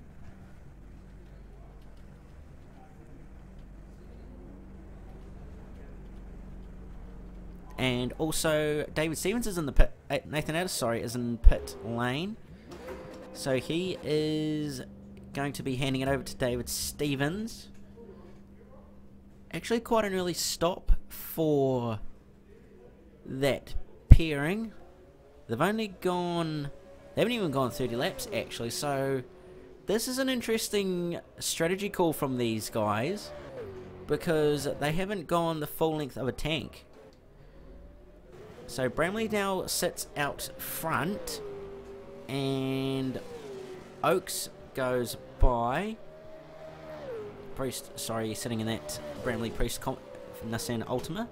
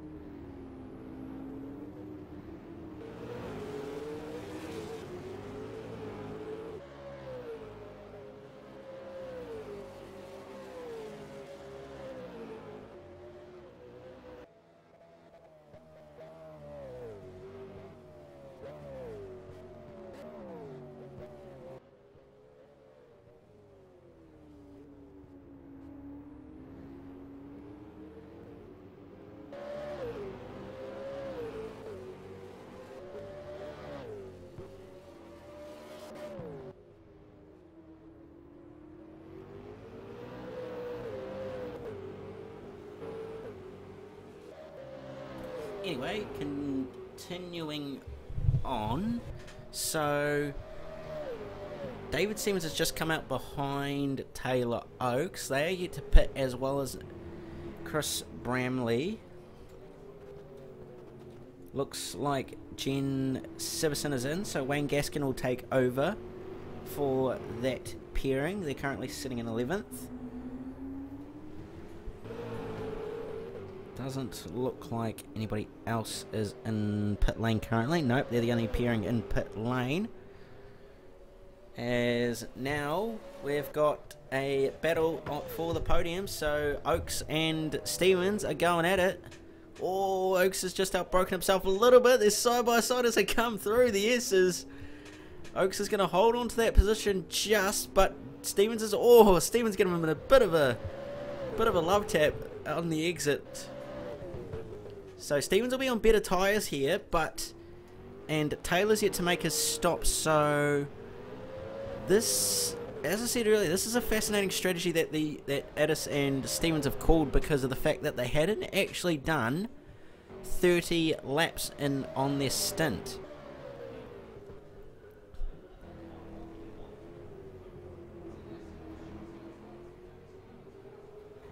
They've only gone 26 laps in that last stint, so that's quite interesting that they've decided to go short this early on.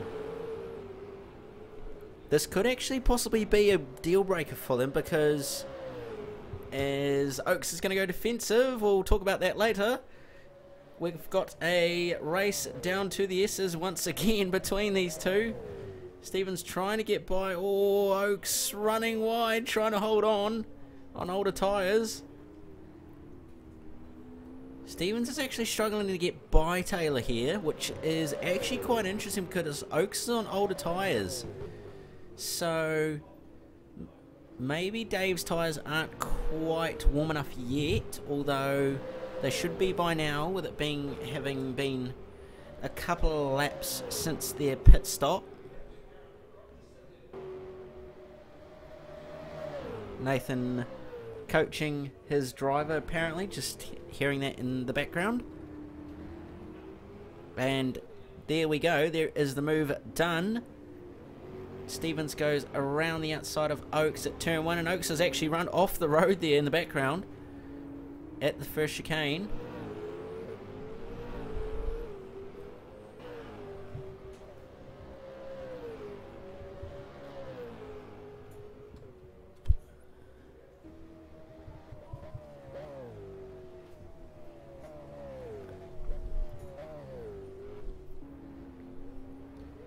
So, as I was saying earlier, this is going to be an interesting strategy to see how this plays out for Stevens and Addis, because with the fact that they've pitted early in their second stint, it's going to be interesting to see what they're going to have to do come the end of the race, instead of just stretching it the entire way.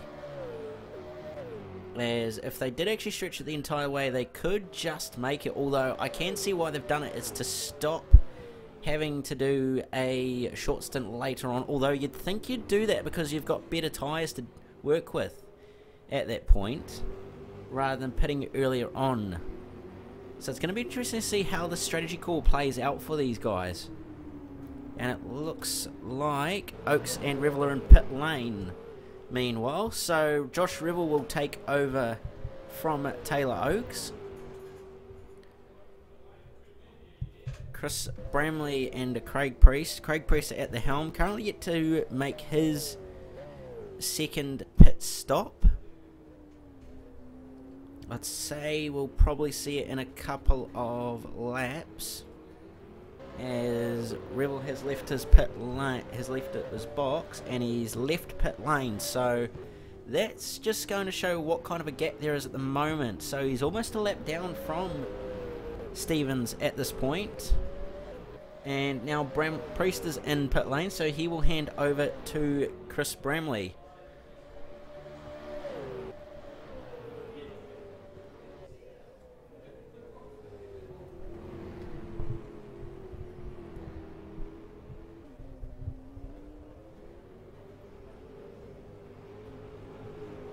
So we'll see how long Bramley's in pit lane 4. So we're...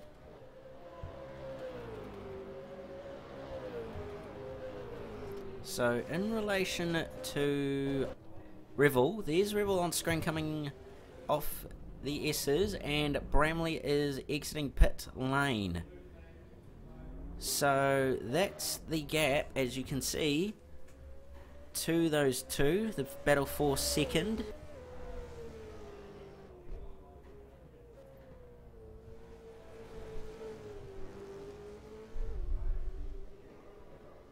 So looks like Bramley and Priest have pretty much got their strategy the same as what they did in the first stint, doing roughly 36 laps, although they did 35 this time, while Revel and Oaks did a twin 35 if I'm not mistaken. 2 35 lap stints to equal it out so far. Yes, they did, by the looks of it. So the top 3 currently staying the same. Bramley's actually gained on Revel, I believe, if I'm not mistaken, although we may very well see this come back into play with a battle for second, actually, with Revel back now in the car.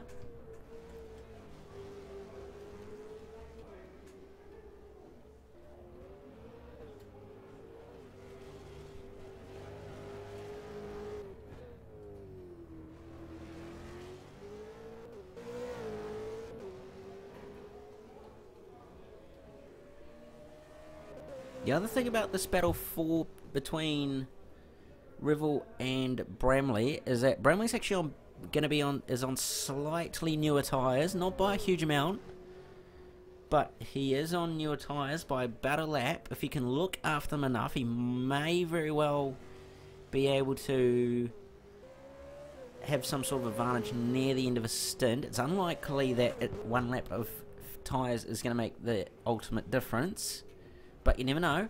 It could do, and has been done before.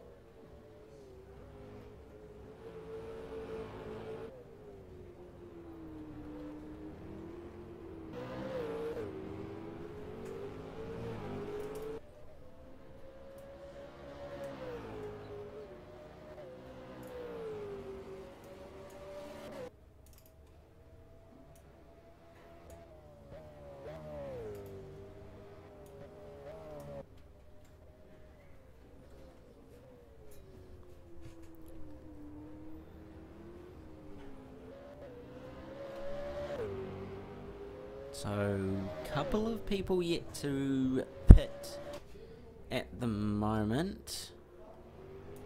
Top 4 have all made a stop. Top 5 actually. Top 6 actually. Now that I say that. I'm pretty sure it's the top 7 as well. Yes, the top 7. Just going it through the order. May very well actually be that the entire field, no, the entire field has not made 2 stops yet.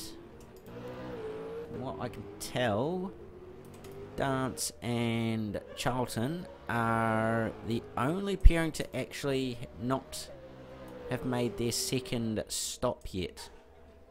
So they are the only ones that are currently running to the longest strategy you can possibly do at the moment.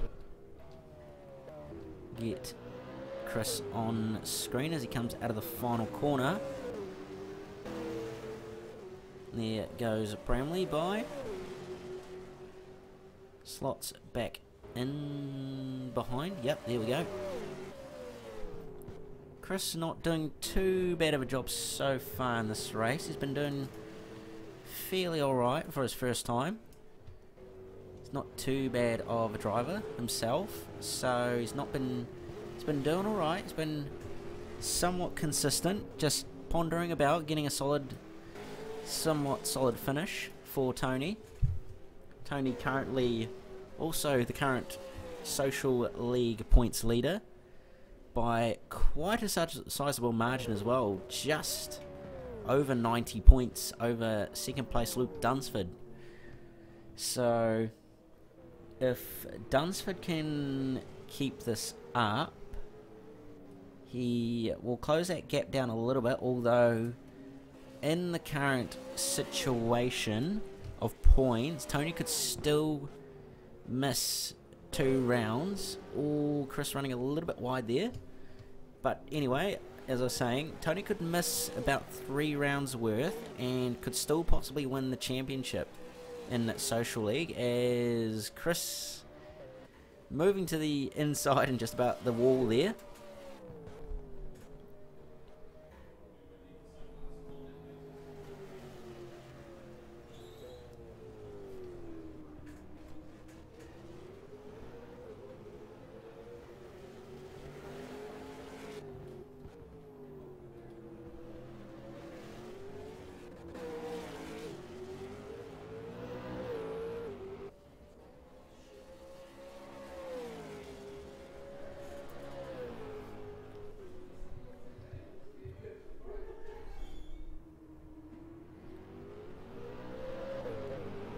Currently Daniel Greenwood, I believe, on screen. No, that would be Matthew Greenwood actually. Now it's because they've made this second pit stop. Currently not doing it too bad out there. Currently in 11th. Not the greatest position, but they're currently doing alright, being consistent and getting around there. Oh, running a bit wide. Oh, that was the tyre wall there, unfortunately. But luckily we have no damage on, so that's not too much of a worry for him.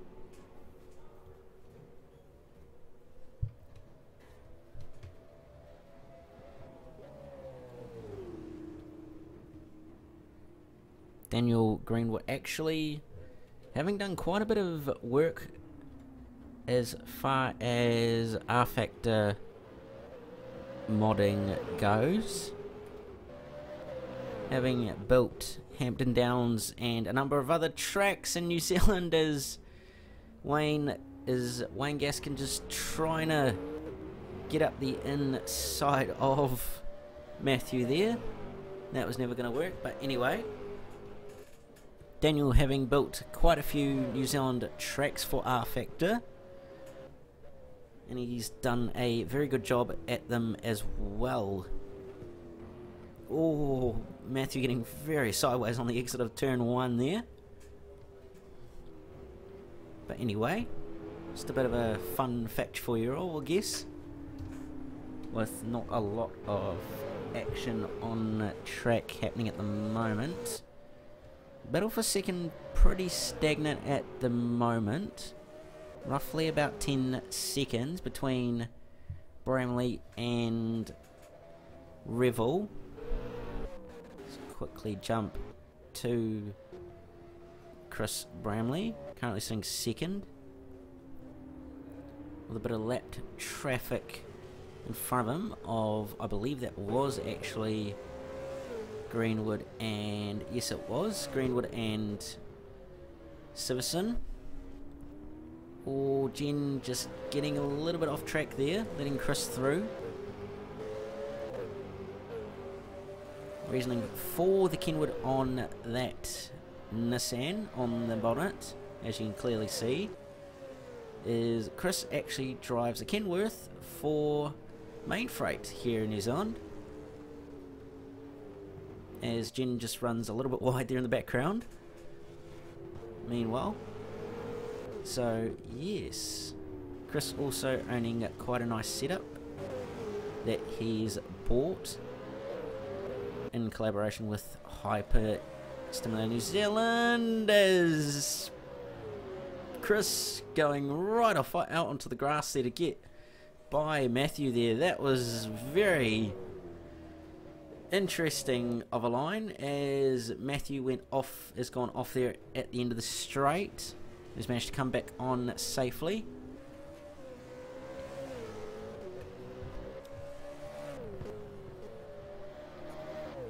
So we'll look at the gap between what sort of lap times Revel and Bramley have been doing. So Bramley on that last lap that he's just crossed the line has done a 1 minute 9.594, while Revel has done a 1 minute 8.490. So Revel's actually quite a bit quicker than Bramley.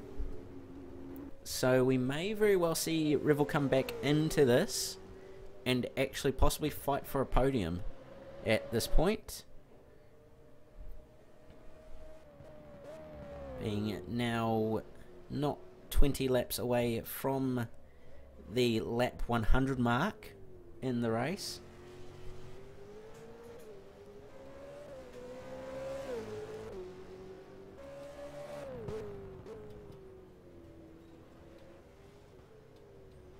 Actually quickly jump back to the battle for just inside the top 10 between Matthew Greenwood and Jen Siverson.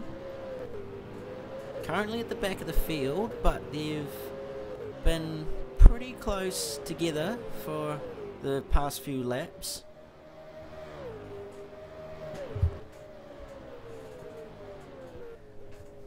I'll just keep an eye on this battle for second in the background. But meanwhile, as Revel's actually gone off there, that was run a little bit wide through turn 1. He's come back on, not lost too much time.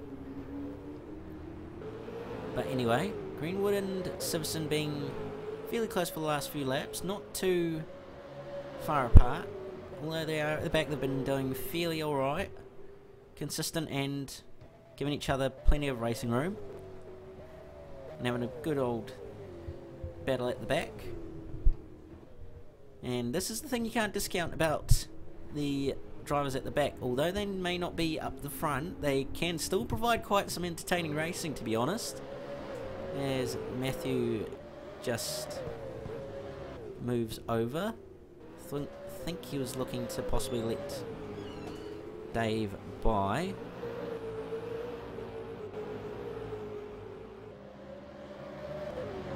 As he does there, and now Jen's going to come back on to the back of Greenwood here, and she's going to go really deep into brakes. Whoa, and just about takes out David Stevens out of the lead of the race. That was a big moment into turn 1. That could have ended so badly on so many levels, actually. That almost ended in tears for not just one driver, but all three of them. Will actually take a replay and go on board and slow it down, and that's how close it was to having it end in tears for Stevens, Siverson and Greenwood. That was mighty close. She's actually managed to keep it out of the wall, which is actually quite lucky. We'll actually have a look at what Greenwood saw from his perspective. As he's coming down the front stretch, he's braking into turn 1 as normal, and then just suddenly there's this car all of a sudden appear out of nowhere, and at that point you would have thought she was actually going to hit Dave there, but luckily she didn't. Actually try to get a view of what Dave would have seen actually. So coming down the front stretch, all he would have seen was, as you can see in the top left mirror, well, top left corner, is just a blur of red and blue Holden Commodore in the mirror. And if he's very lucky to have got away with that one actually. That was very lucky indeed. not to have ended in tears, but Jen's managed to gather it back up, and she's actually caught back onto the back of, well, she's not too far behind Matthew now, so I'd say she'll probably be gaining back on to the back of Matthew, and then we'll have another good little battle between these two. And as I was saying earlier, you can't really count out these guys at the back, because although they're not at the front, they do still provide some entertaining racing if you focus on them, which they actually have been majority of the race so far. As Jen just going off there at the final chicane. Fortunately now she's lost a little bit more time to Matthew.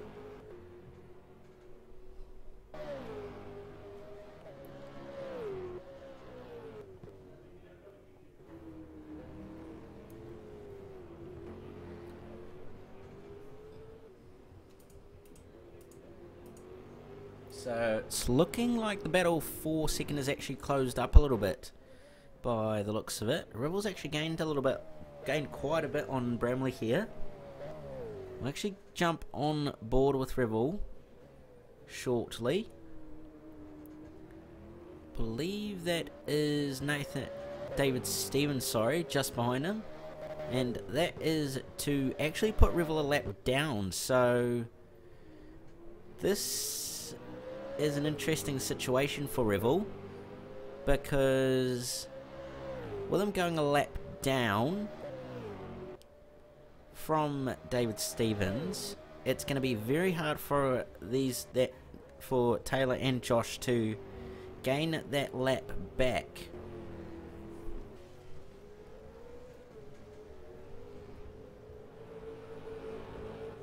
Comes on to the back stretch. We'll now jump on board with Rebel for a few laps to see how he gets around the track.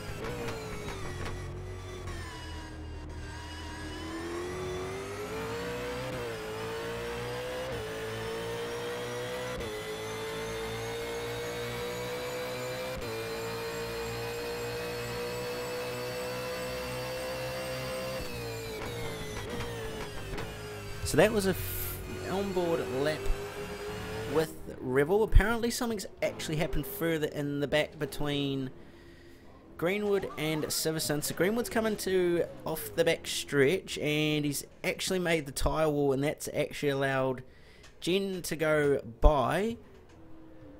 And Jen's now moved into 9th position ahead of Matthew there, so she'll be fairly happy with that to be pretty much handed a position into the top 10.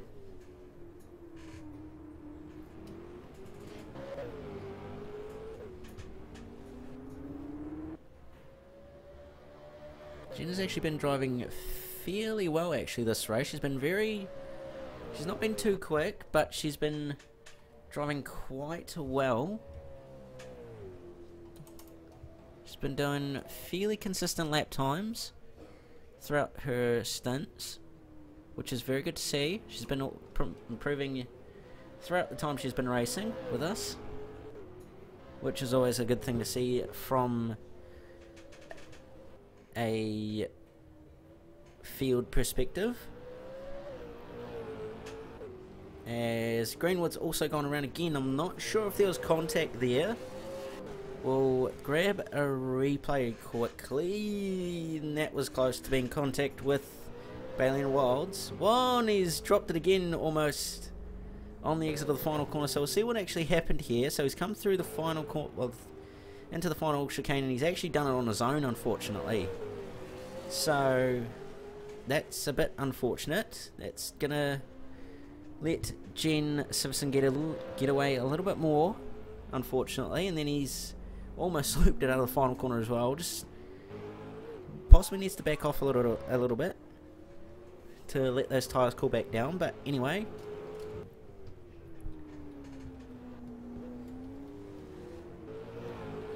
also battle possibly going to be forming for 7th position between Luke Dunsford and Jordan Penne. I'll keep an eye on that in the meantime.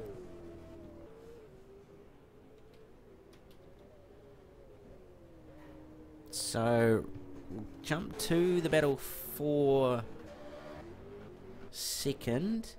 So Rebel's actually been gaining on Bramley here. The gap is now down to 7 seconds from 10. So he's gained 3 laps over the past. He's gained 3 seconds over the past few laps.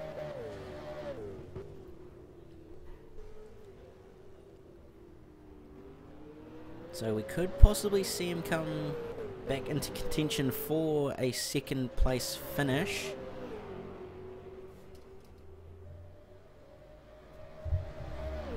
David Stevens not too far behind though, so he'll probably actually be pushing quite hard, because he'll not want to actually get lapped by Dave here. Himself, obviously, Josh and Dave, good mates off the track, but when they get on track, they're probably one of the few close rivalries I know of in sim racing.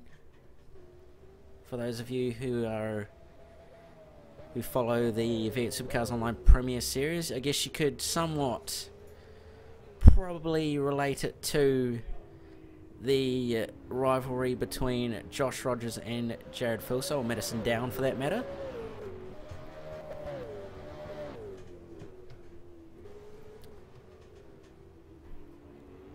As Josh comes out of the final corner, see what lap time he does this lap, and then compare it to Bramley. So on that lap he did a 1 minute 8.341, while Bramley did a 1 minute 8.558 that last lap. So Revel is clearly quicker by a little bit, not a whole lot, but he's definitely quicker.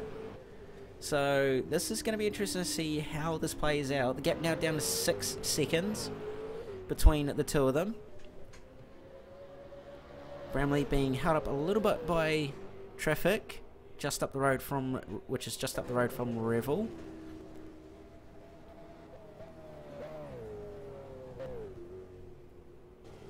His Revel's run a little bit wide there.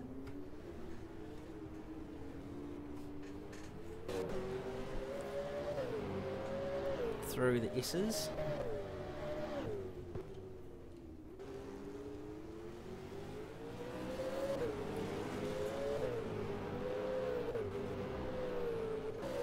Revel starting to actually catch that traffic that Bramley got held up by a little bit, and there was actually Bramley in the background there. And there he is in the background of that shot too. We'll see him here as well as he's going through the chicane there. So that's how close the gap is at the moment between those two. Will not want to be held up by Rob Derrick and Matthew Greenwood. Is he going to go 3 wide onto the back stretch? Just about. That was very close. Now David Stevens might actually get caught out here by this traffic. Is he going to go 2 wide? He's going to thread the needle. No, Greenwood lets Stevens by, and Stevens is going to go up the inside of Penne. Penne is off the road and almost makes the wall there. Dave just holding on. Oh, and Greenwood's gone off the road. I think there might have been something happen there. We'll have a look. Oh, there was actually contact between Penne and Stevens there. So Penne's come back on the road, and then Greenwood's actually just run slightly wide on his own, so he's just braked too late and just about wiped out both Dave and Jordan there. Lucky not to, so we'll jump back to live.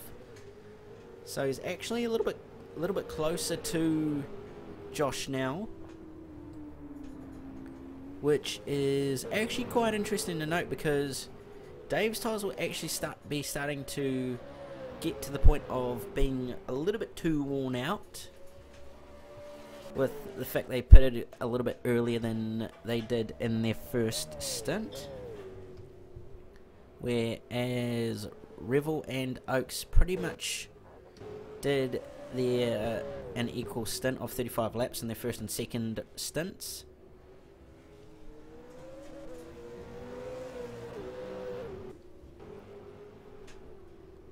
So I'll just focus on Revel again.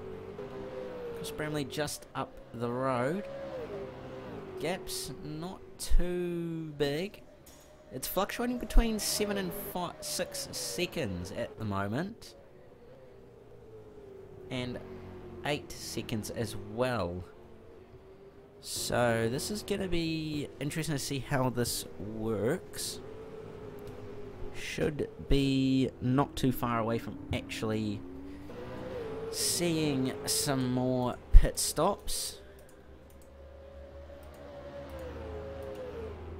because we are currently not too far away from lap 100, which means we're starting to get into that part of the race where it's going to be where pit stops and pace is actually going to matter.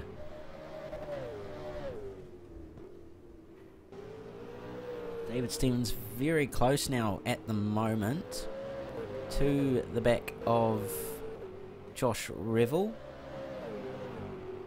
Josh will really be starting to feel the pressure from Dave now, and he won't like it too much. He'll want to hold on to that lead lap for as long as he possibly can, and want to make sure that he doesn't lose it too early on. You want to stay in the fight for the win if he possibly can, should some miracle at this point occur.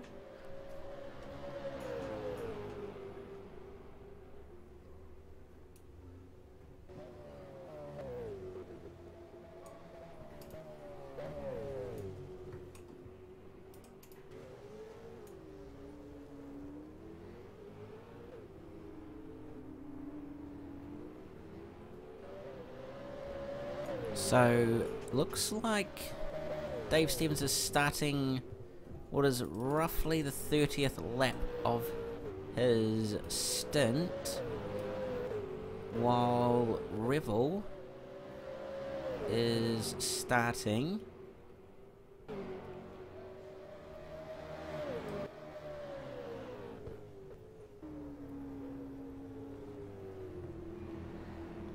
roughly the 25th stint of his, or 25th lap of his stint.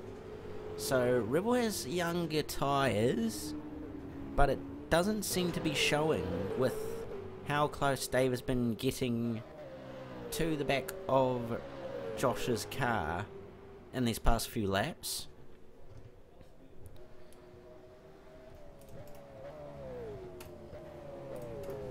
Another interesting point is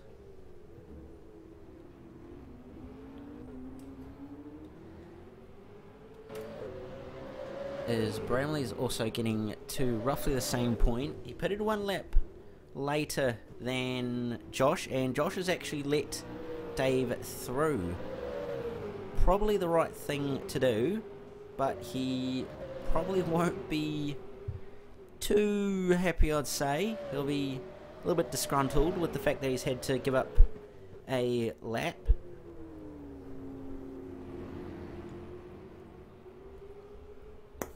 But he'll definitely be trying to stay on to the back of David Stevens for as long as he possibly can, so that should the moment arise, he'll be able to gain the lap back.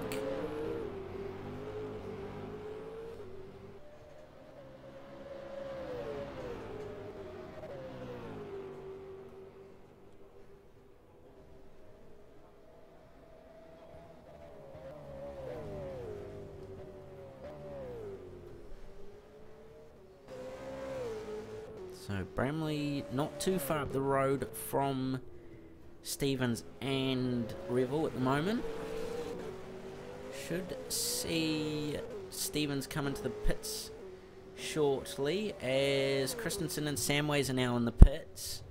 I believe Graham will be taking over from Trevor at this point, if I'm not mistaken,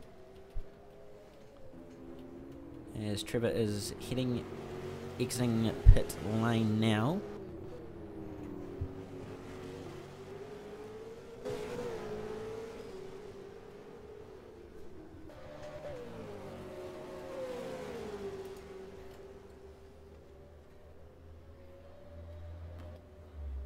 So currently Christensen and Samways are the only drivers to have pitted at this point. I believe they are still on the same strategy. They pitted on lap 96, which was the lap they just came in. So they've done 28 laps in that last stint.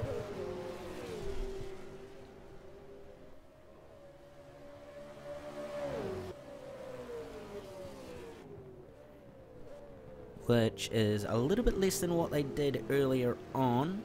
So may now start to see actually some shorter stints coming into play here, with the whole getting it to the end. Sean Petrie and Luke Dunsford in pit lane. Meantime, I believe Luke will be taking over, if I'm not mistaken.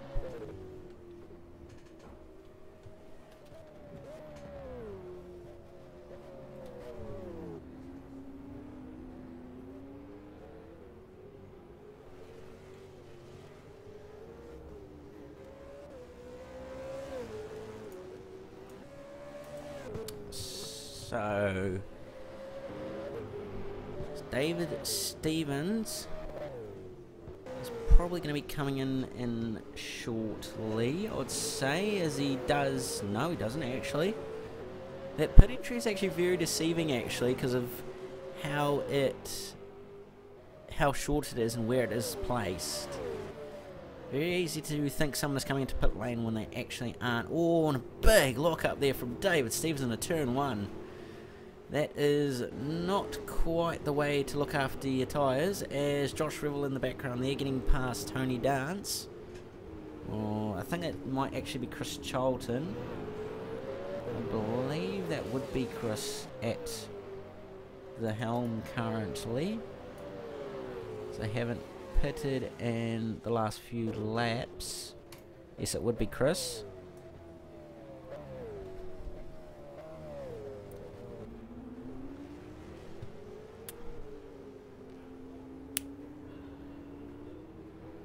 As David Stevens comes off the back straight, it's just coming through the final chicane now.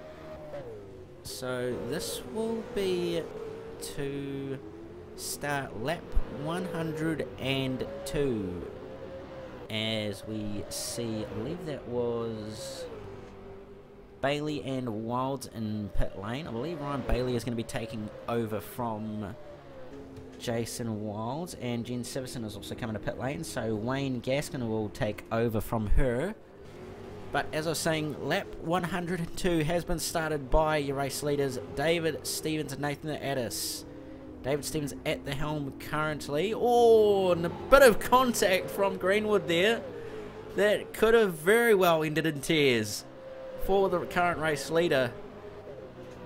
But as I was saying, lap 102 is now been started, which means we are less than 60 laps away. Oh, and Greenwood with a big moment there in the background. Big cloud of smoke. That was a very big moment. And Josh Revel caught the whole thing in front of him. Let's actually grab an onboard shot with him and actually see what actually happens here. Because he would have had an absolute perfect view heading down towards the ship. Whoa, that's a moment and a half from Josh Revel. Almost putting himself in the wall.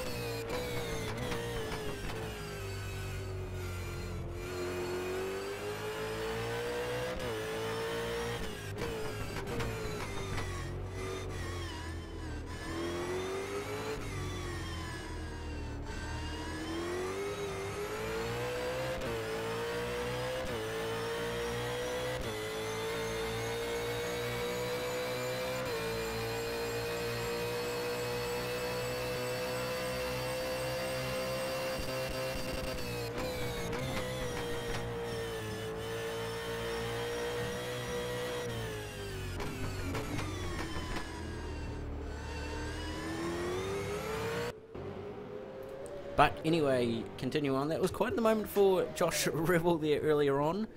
David Stevens is looking like he's going to be coming into pit lane this lap. Taylor, oh, who was that? That was Rob McBride and Greg Young into pit lane there. So I just do want to apologise earlier. It was Wayne Gaskin actually in the car rather than Jen Siverson. Jen now in the car currently, I believe.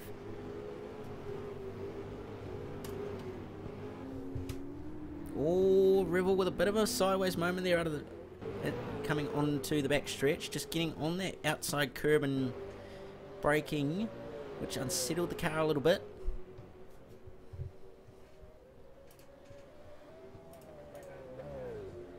So David Stevens will be coming in this lap from what I can tell, and that was a big moment for Josh there, and he's had to somewhat take a bit of a wild line through the S's there, as David Stevens is now in pit lane. We'll jump to live because we're a little bit delayed there from replays.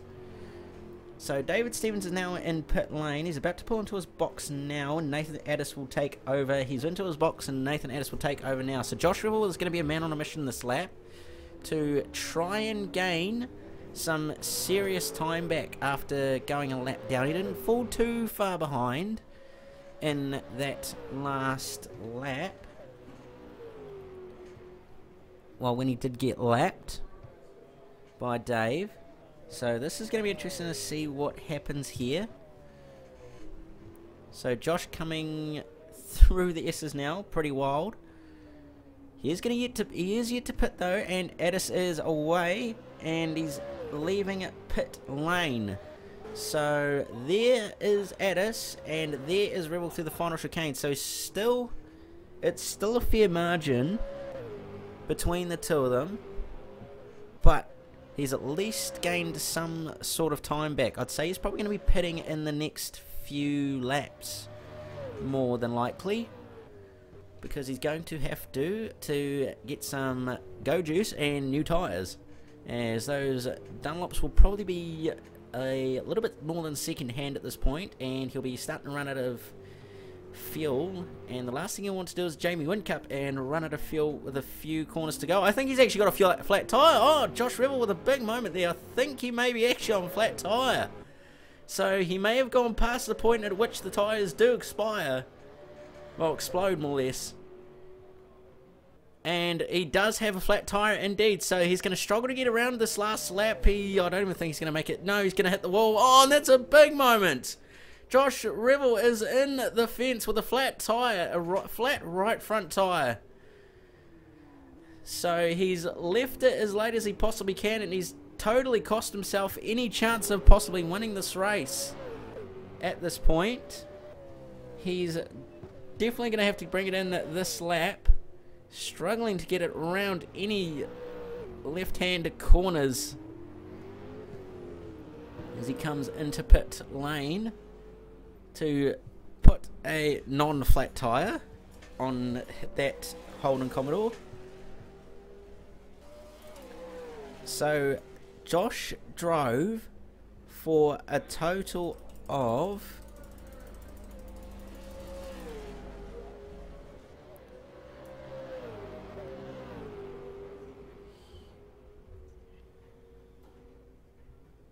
35 laps, I believe.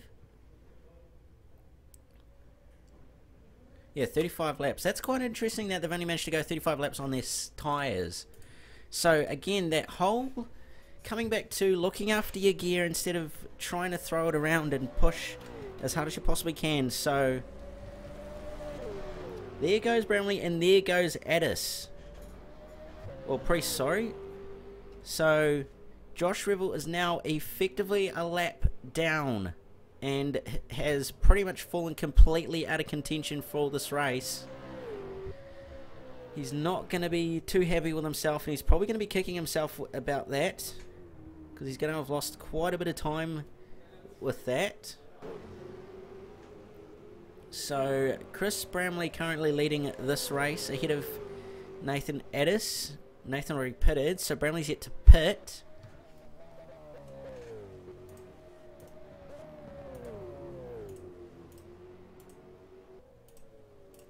As I'd say Bramley's probably going to be coming in these next few laps, and he's run wide. Here we go, side by side for the current race lead. Not the effective race lead, but the current race lead at this point. As Bramley, whoa, and that was a very close moment for Nathan Addis as Bramley comes into pit lane.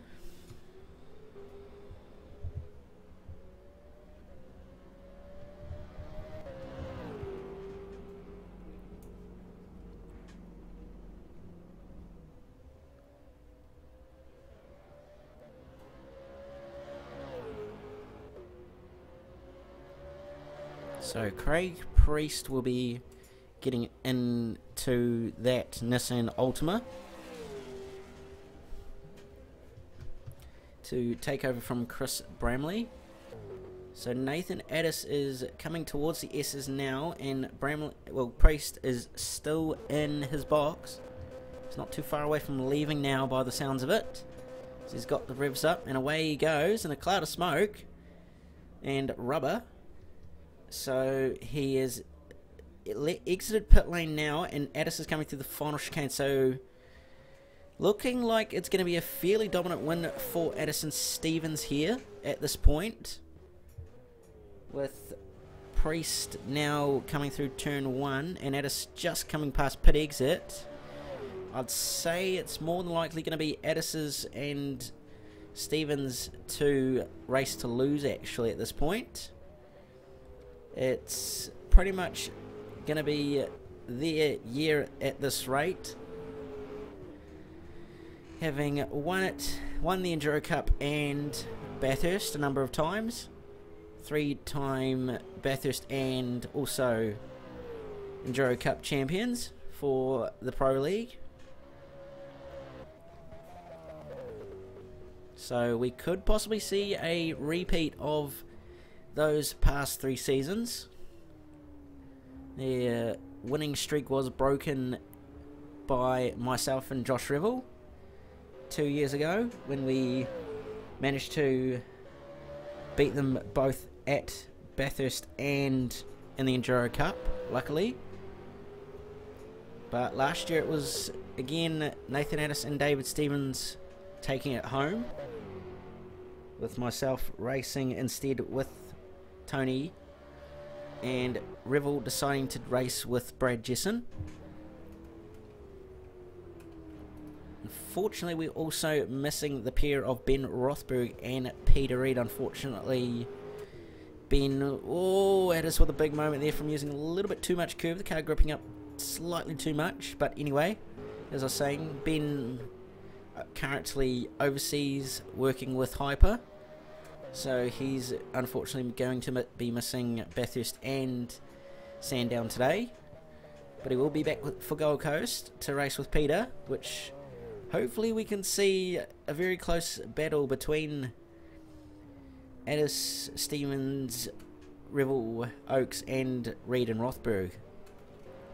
So if we can see that, that'd be absolutely amazing, as it's probably actually would be the most competitive enduro race we've actually seen in a long time actually. So hopefully that will be a good showing.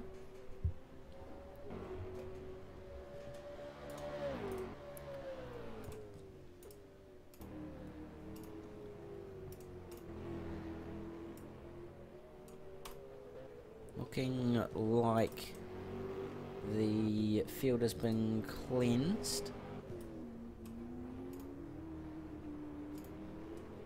of pit stops.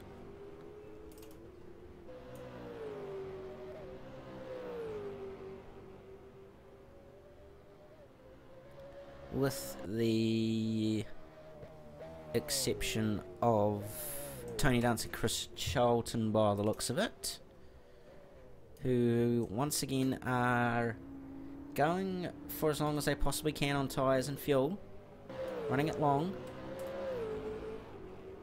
If they can time it right, they may actually have to, or might not actually have to splash and dash at the end, as the tank is 40 laps and it's 161 laps, so it's that extra lap that you're going to need. And with the fact that they are actually 5 laps down, they may actually gain something out of this.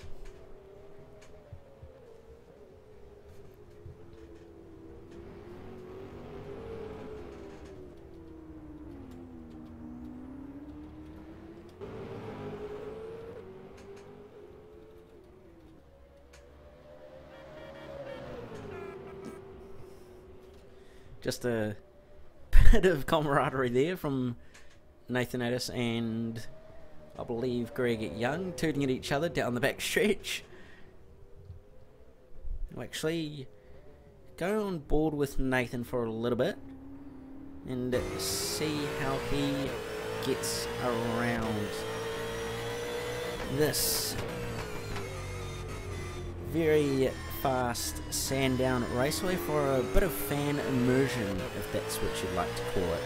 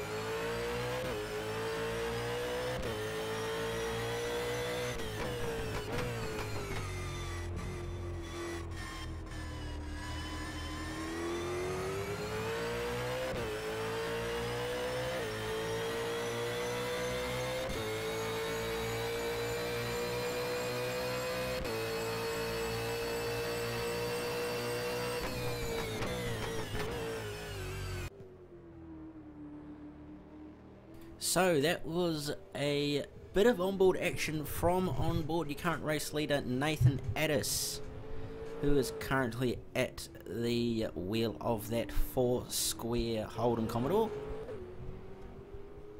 Currently not actually too far away from putting Craig Priest a lap down, and he is currently on lap 118. He's about to start 119 at the next time by. So with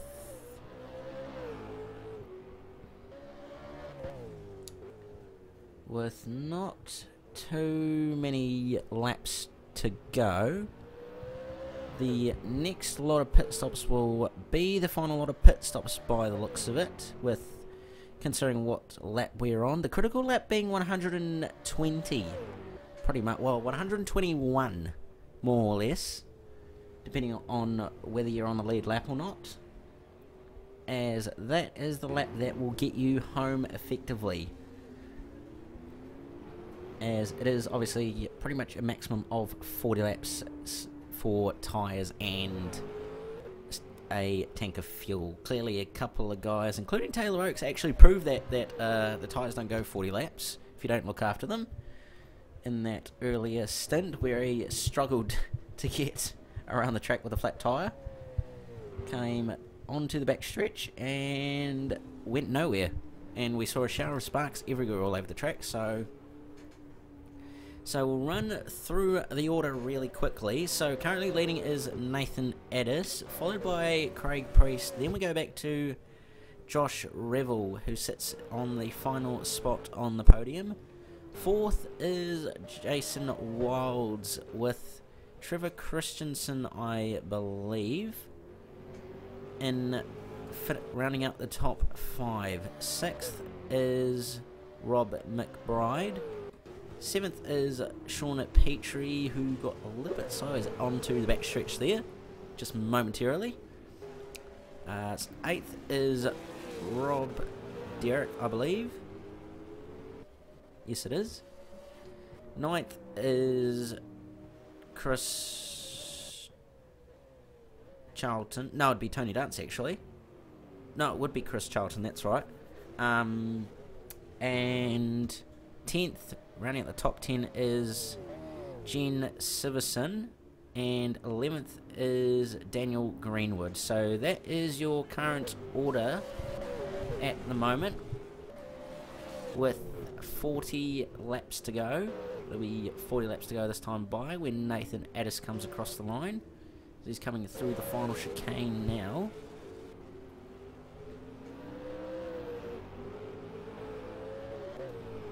And as he crosses the line, he's now got 40 laps to go till he finishes this race and can take home a Sandown victory and one up on the rest of the field, and also lead the Pro League Enduro Cup. Currently leading the Social League Enduro Cup is Rob McBride and Greg Young, followed by Luke Dunsford and Sean Petrie, and then Tony Dance and Chris Charlton. So the top 3 overall is your current top 3 for Pro League Enduro Cup. This should the order stay as it is for by the end of the race, this shouldn't affect the championship too much, as Chris Bramley will hold on to the championship lead. He's got fairly sizable margin over Nathan Addis, who sits in second. Taylor Oakes sitting third. So the current top 3 in the race are ironically the top 3 in the championship, both for Pro League and overall. So it's of no surprise that that is what it is, but yes. Meanwhile, in Social League, Tony Dance is still leading. as Nathan S goes past Rob Derrick and just about turns him. That was extremely close there. Down the back stretch at well over 150 kilometres an hour, and Greenwood's trying to get by Derrick as well in the background there. But as I was saying earlier, we'll jump to Tony now, as that was Rob McBride just taking a bit of a excursion there. So Tony Dance, your current social league points leader, currently leading by 90 points.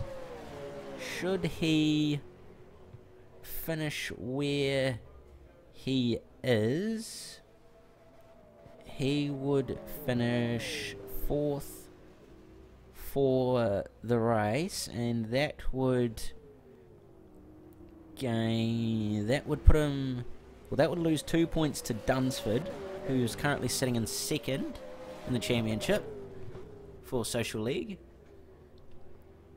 So just under 90 points that would become, I believe. I have to do a double check, but I'm pretty sure that's what it would end up being if the order stayed as it is. As we see Josh Rivel just going around the outside and putting a move on Tony Dunst to put him down another lap.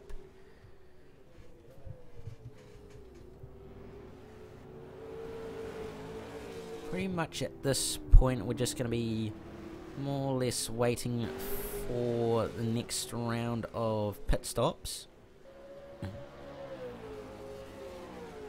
as everybody's pretty well spread out at this point. Not a whole lot going on. A couple of guys still getting by some lap traffic, but otherwise doesn't appear to be too much going on. Focus to more or less the front of the field.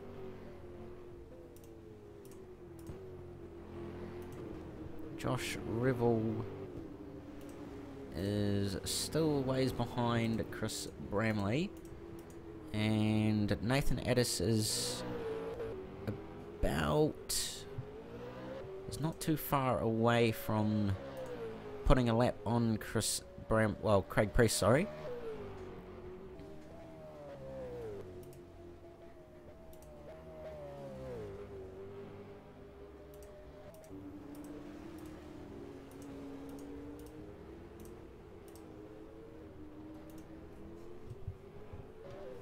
So currently on screen is Jason Wilds in the Caterpillar Commodore. The retro Caterpillar livery. Initially that was on a 2000 Ford Falcon back in 2000.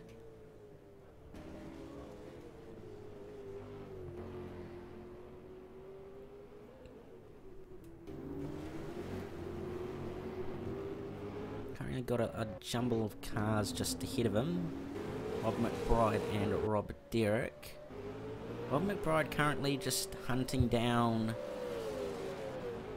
Luke Dunsford, I believe. No, Sean Petrie, sorry. For 7th position.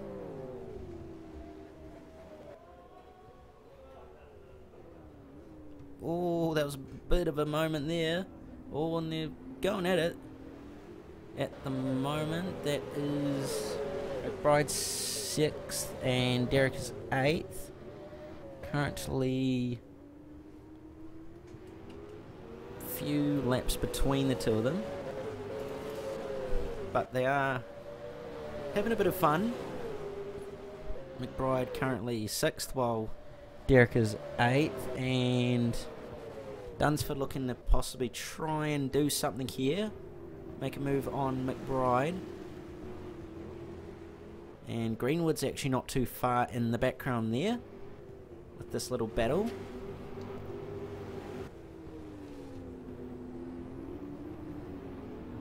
All these guys are lap down from each other, but they're all having a bit of fun in these last handful of laps. of this 161 lap race.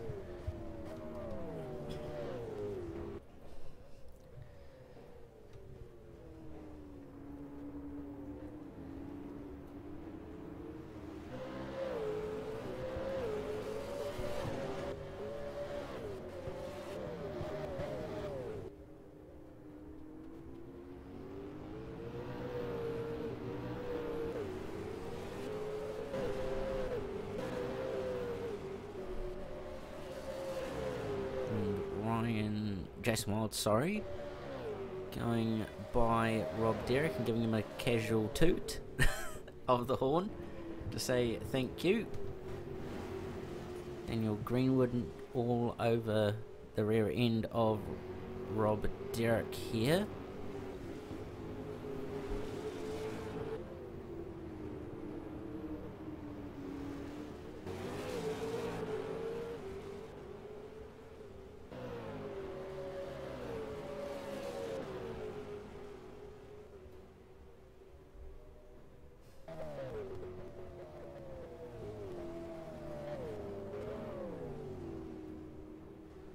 Actually jump on board with Jason Wilds here for a bit. Starting to get near that stage of pit stops. We'll see how Jason navigates traffic here as Luke lets Jace by. Or Sean, sorry.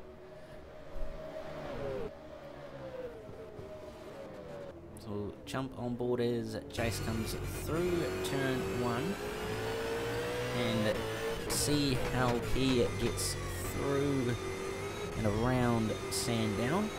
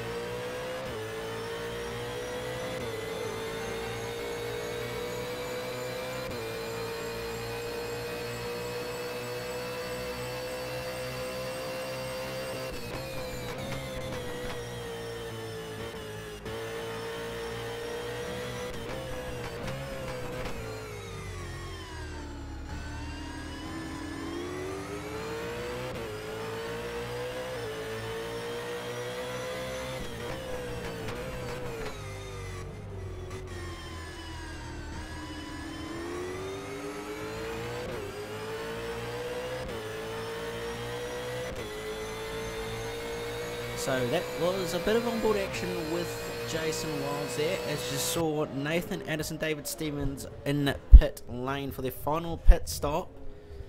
David Stevens will be getting in the car to finish this race off for that pairing. I'd say Josh Revel will be a couple of laps away from his stop as well. So Dave has left his pit box and is leaving pit lane right now. So Bramley's coming through the final chicane now, and Revel is coming onto the back straight. So that's what the gap sort of looks like. So I would say they're not going to lose too much time. So Rob Derrick and Jordan Penne are in pit lane as well. So I was Trevor Christensen and Graham Samways. Luke Dunsford and Sean Petrie also in pit lane. Jordan will be in the car and Luke will be in the car. I believe Graham will be in the car for Christensen. And that was Jason Wilds. I'm trying to find him. There he is. Jason Wilds in pit lane as well. Ryan Bailey will take over the helm of that Commodore.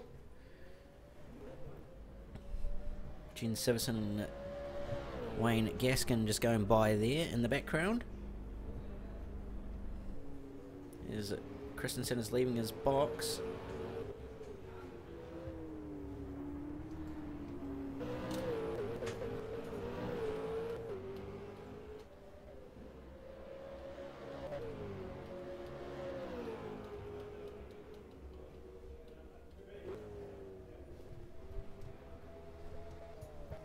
So currently Josh Revel on screen.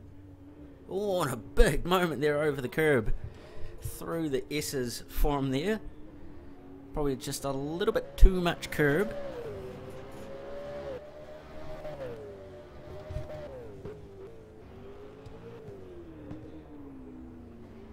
I believe Josh will be coming in on lap 31. Nope, he's not. He's actually coming in on 131. He initially said he was going to be coming in on lap 135, but that is not the case, and he is in on lap 131.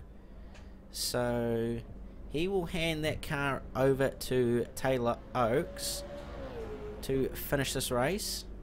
Rob McBride in pit lane, so he'll be putting Greg Young in the car to finish. And here comes Bramley. Bramley currently on screen. Or Priest, sorry. I think Bramley has not pitted yet. No, Priest has not pitted. So Bramley will be getting in the car in the next few laps to take over. Tony Dance, I believe that's Chris Charlton in the car. Oh, and that's a big moment. That was a moment and a half for that pairing. It's looking like he's done it on his own as well. Just probably slightly to notice Tony in the car actually. So Tony's had a bit of a moment there on the exit of turn 1. So I'll have a look and see what happens from on board. So he's come on that exit curb and it's just gripped up on him, unfortunately, and around he goes in front of Chris Bramley.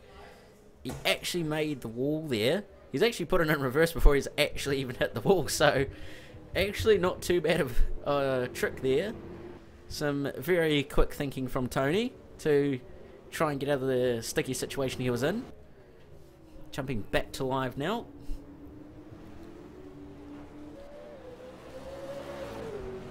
Tony just in behind Taylor Oakes.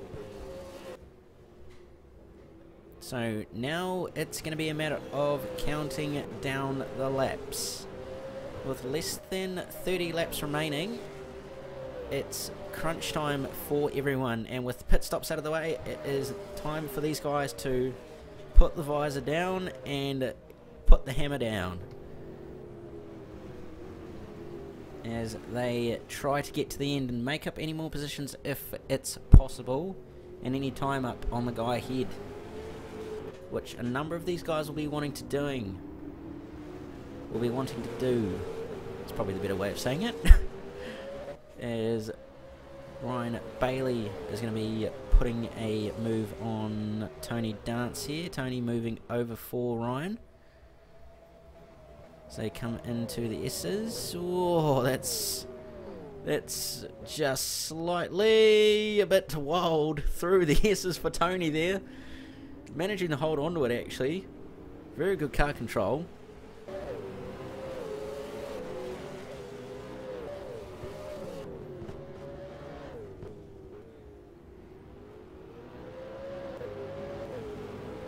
Oh, Tony just struggling to get the power down there. Jordan Penne is going to go into the draft of Tony's draft and pull out and go by. Dunsford is just behind him now.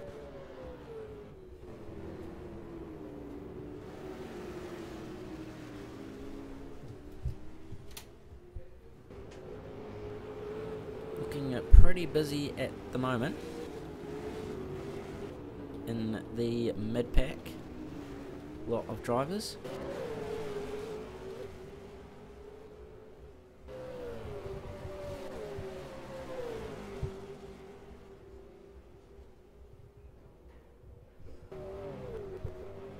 As Luke Dunsford goes by Tony Dance, Tony just letting him through, and David Stevens is the fastest lap of the race with a 1 minute 7.526, so he's definitely put the hammer down and hasn't slowed up at all in these very late stages of the race by the looks of it.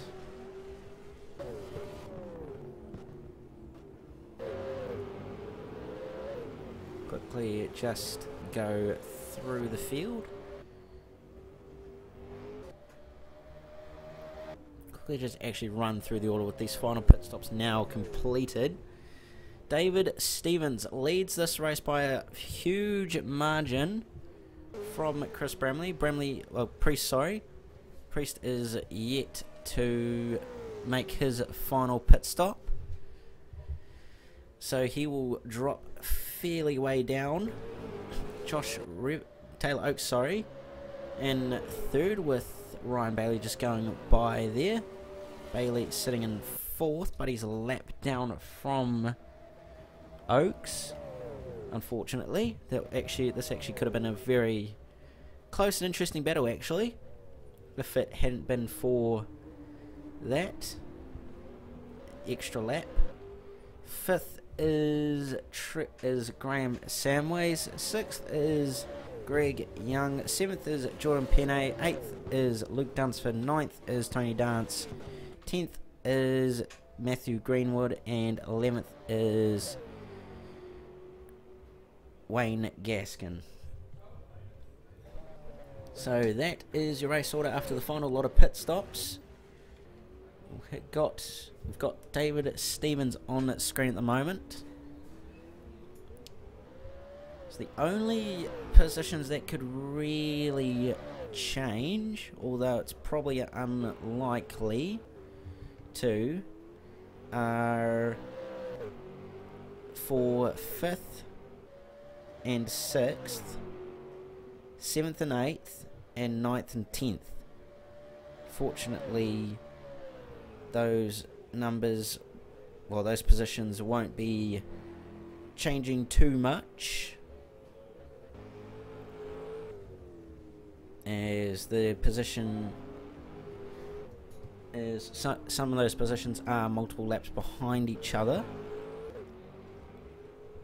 with 5th being a lap behind 4th, 7th being 2 laps behind 6th, and 9th being 2 laps behind 8th, and also 11th being a lap behind 10th. So not too many positions will probably be changing at this point in the race, with only a handful of laps to go. It'll pretty much be a sprint to the end for these guys at this point, with just over 20 laps remaining.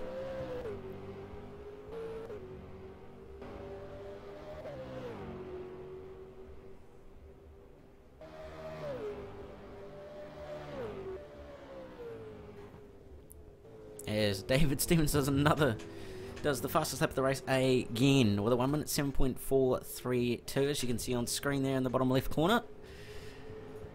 He's definitely not slowing up at all in this last stint of the race. He's definitely wanting to prove that himself and Nathan Addis are a commanding force in this year's Enduro Cup. It's probably of no surprise that this result was going to happen, as he's run a little bit wide there through the back chicane.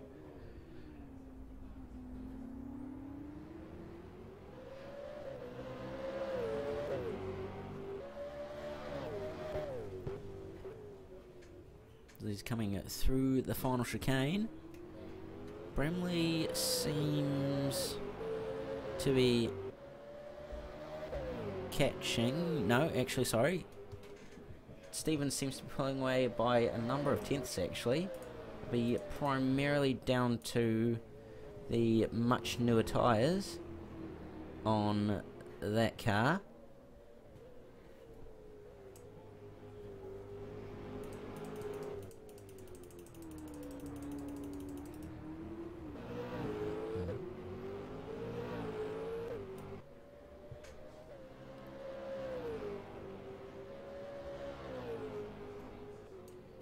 So, should be seeing Priest in anytime soon, as he's just completed 30 laps in that number 211 Nissan Altima.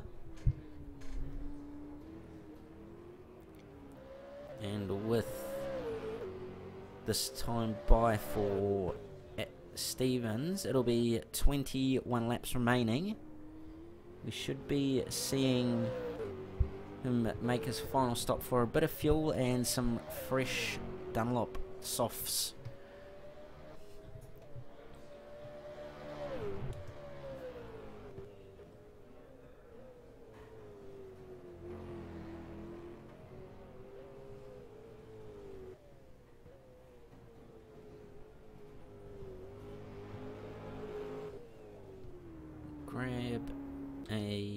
We'll follow Trevor Christensen around for a little bit. The elder statesman of the series, and also actually last year's Social League champion, not to forget, by quite a narrow margin to Rob Derrick. It did go quite the way down to the final round at Homebush last year, which was quite good to see.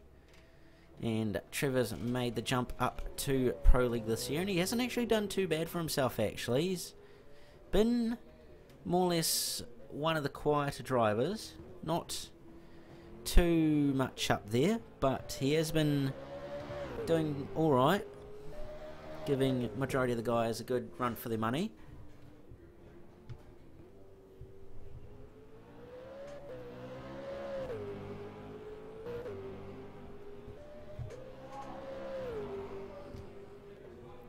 So we'll actually jump on board for Trevor for a bit, and let's see how the ex-rally driver gets around oh no, sorry, this is actually Graham in the car.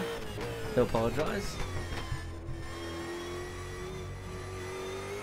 So we'll go on board with Graham for a bit, and we'll see how he can get around Sandown.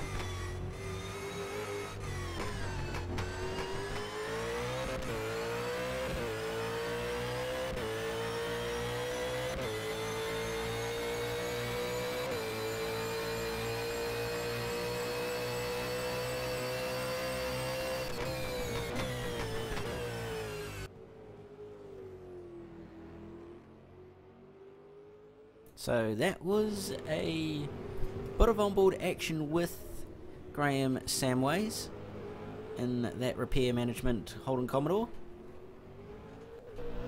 Not doing too bad around here. Currently sitting in 5th position. So a solid result for that pairing in this race, I would say. Trevor and Graham will be fairly pleased with that.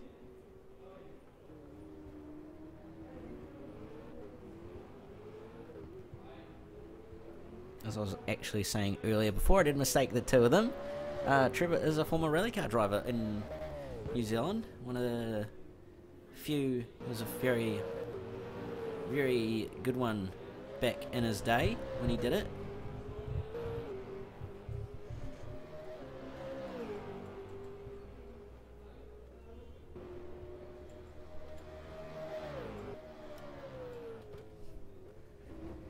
As we'll try find someone else. Believe there is a bit of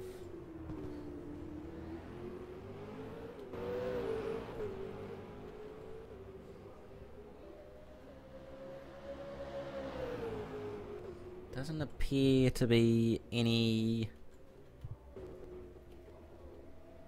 doesn't really appear to be much going on track in these closing laps. Everybody pretty much spread out. Currently Greenwood is in the pit lane for a drive-through for some reason or another. I'm not sure why that's what's happened there, but that's unfortunately happened. Not exactly sure why. May have sped in pit lane during his pit stop, but I'd have to have a look and see. Yes, that was, he did speed in pit lane in his pit stop, as he made it a lap ago. His final stop of the race. Yet to actually see when Chris Bramley and Craig Priest come in for their final stop, as they've actually run that tank fairly far actually. Oh no, they put it on lap 141, sorry, so did miss that. So I believe Bramley is now in the car, judging by the driving style. He is indeed. So I think what we'll do is we will jump on board with the main freight Kenworth driver for a bit of on-board action to see how he hauls that Nissan Ultimate around Sandown International Raceway.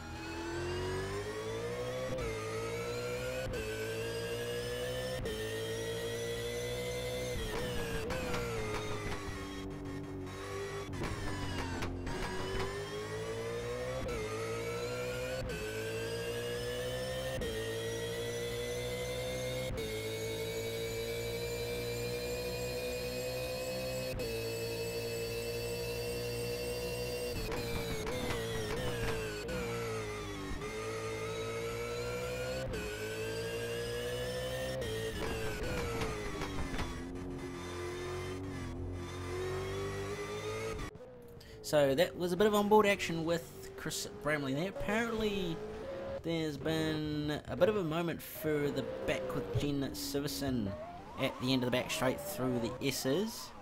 Looking like there may have been something happening here between Greenwood and Jen as they come through the final corner. Oh, she's been tagged from the rear and just slid through the downhill section. She's been lucky to actually miss it, that wall, and then she's just unfortunately put it in the gravel. Unfortunately, she's managed to get it going again, but unfortunately that's not ideal in any way, and unfortunately she probably didn't want that happening, but that happens in racing sometimes, and you just have to soldier on, I guess, which she has done as we jump back to live. I think we'll actually jump on board with Jen and we'll see how she actually tackles this unique circuit, being the only female in the field.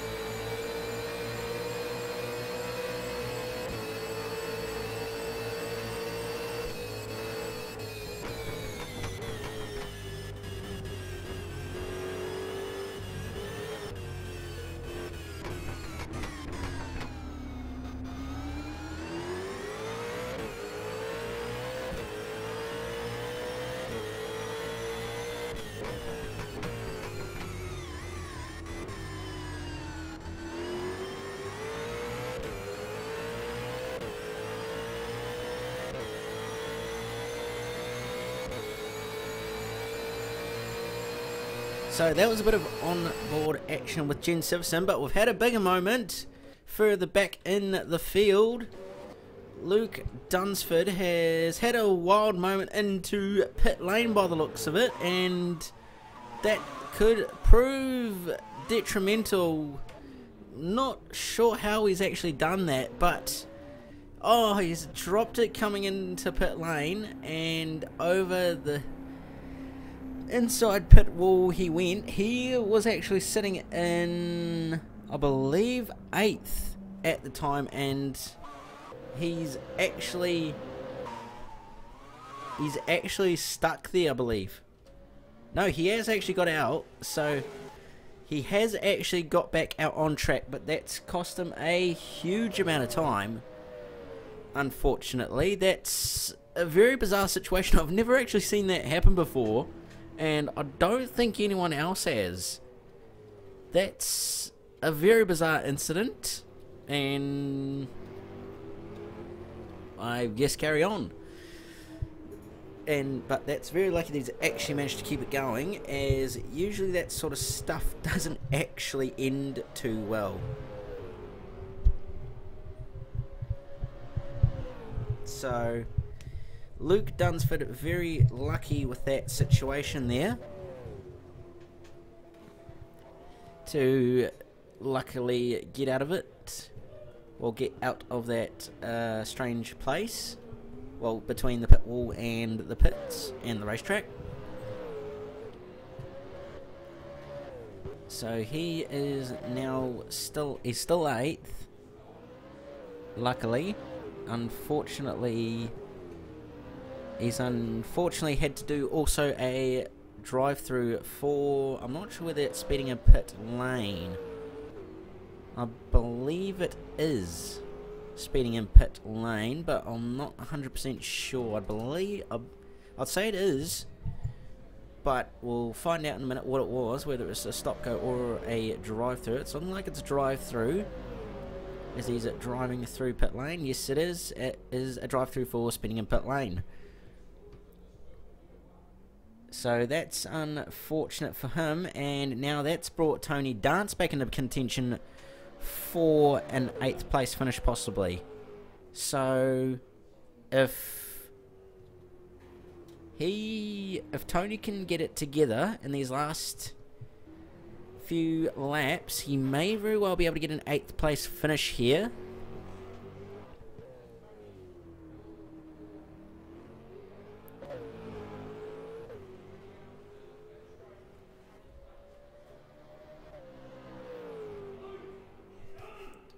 So, Tony Dance has actually made it his final pit stop, I believe. Has he? Yes, he has. He did it a while ago, on lap 122, so he is safe. So, pretty much the entire field at this point is safe. And there is only a handful of laps to go for your race leader, David Stevens and Nathan Addis. David currently in the driver's seat to finish off this race. He has been pretty dominant throughout the entire race so far. He didn't really have much as far as being challenged. Josh Ribble tried, and so did Chris Bramley, but unfortunately they were unsuccessful. Josh and Chris having actually quite a good battle together earlier in the race. But yeah, that's unfortunate. And Dunsford's back in pit lane. So Tony Dance is actually going to come back into contention for an 8th place finish here, as he's now coming onto the back straight, and Tony Dance has actually secured 8th with only a handful of laps to go. So drama in these last few laps of the race. We did say earlier that they aren't going to win a race in turn 1, but they are on the last lap. Obviously, the 8th place is not winning the race, but it's still a position for someone so far back. So Tony will be quite pleased with that. And actually that changes the championship for Social League as well. So that's a massive... That's actually a massive moment in the championship, because that means Tony's actually going to finish ahead of Luke and put another point on Luke. So Tony Dance is once again Mr. Consistent, and is just racking up the points.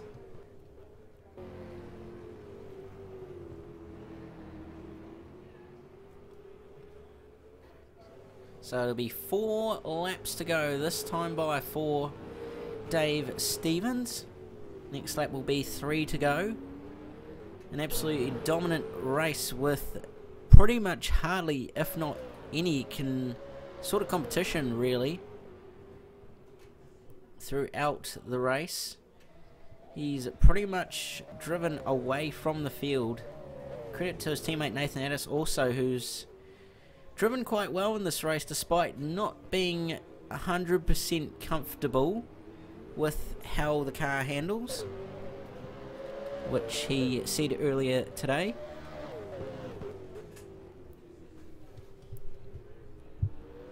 As Dave comes out of the final corner now to cross the line and make it 3 laps remaining.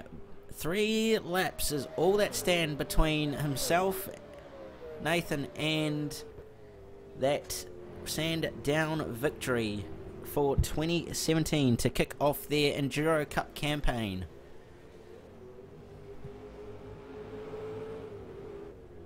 If this dominant showing is anything to go by, we may very well see the 3-time champions, Bathurst champions, take a 4th race victory.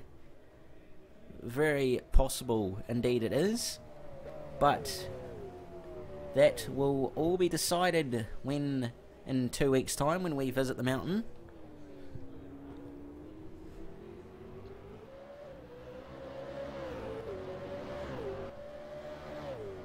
As he comes through the final chicane once again, it will be 2 laps.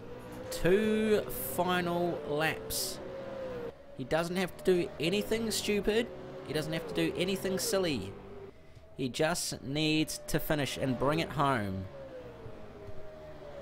I've probably just commentated cursed that because he's had a massive lock up into turn 1 and he's managed to pull it up, so I've almost commentated cursed him going into the last 2 laps there. The cameras have been following him for the past about 5 laps or so, if not more. So that's almost ended in tears there.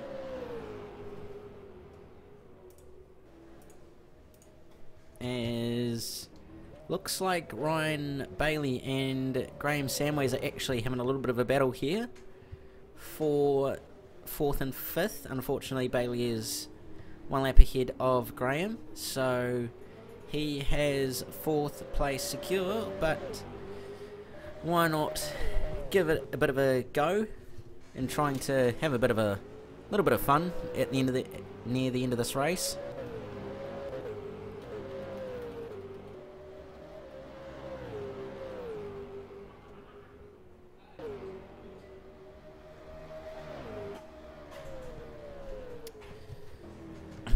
As David Stevens is exiting turn 1. He's not got very far to go. He just needs to bring it home.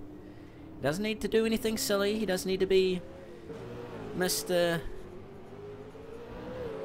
Aggressive or try and pull any Hail Marys. He's got a 1 lap gap. It would be a shame for him to run out of fuel if he did. That would not go too well. He is safe on fuel, so it's unlikely that's even going to happen. As he comes down through the S's for the final time. He's got Tony Dunst in front of him. Don't think he's going to pass him. He shouldn't need to. He just needs to sit in behind, unless Tony lets him by.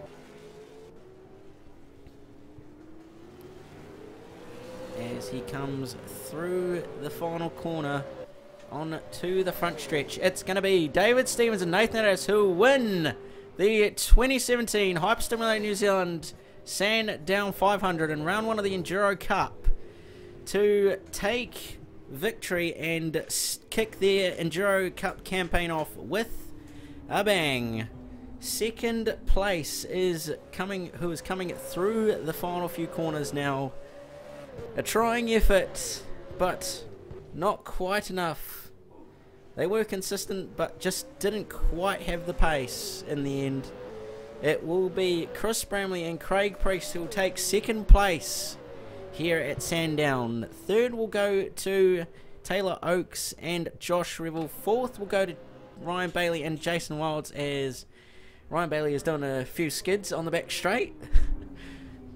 5th will go to Trevor Christensen and Graham Samways. 6th will go to Rob McBride and Greg Young. 7th will go to Rob Derrick and Jordan Penne.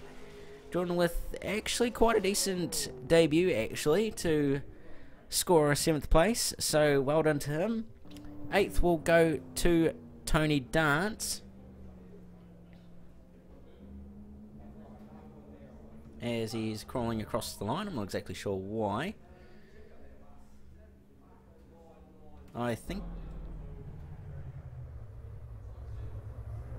he may be out of fuel actually. No, he's not actually. As he crosses the line, he will finish in 8th after that dramatic moment with only a few laps to go, with Luke Dunsford having that moment in pit lane. Luke Dunsford will finish 9th. Unfortunately, with Sean Petrie. Tony Dance being paired up with Chris Charlton. Forgot to mention that just before. 10th will go to Jen Siverson and Wayne Gaskin. Those two will be fairly happy to take home a top 10 position. And rounding out the field is Daniel and Matthew Greenwood. As they come through the final corners, they have finished the race already. So, what a race. It was a bit stalemate at times, but otherwise it was an endurance event, and you don't win an endurance event on the first lap unless your name's David Stevens. Then by all means go ahead, as we saw. But there is your results on the screen from 1st to 11th.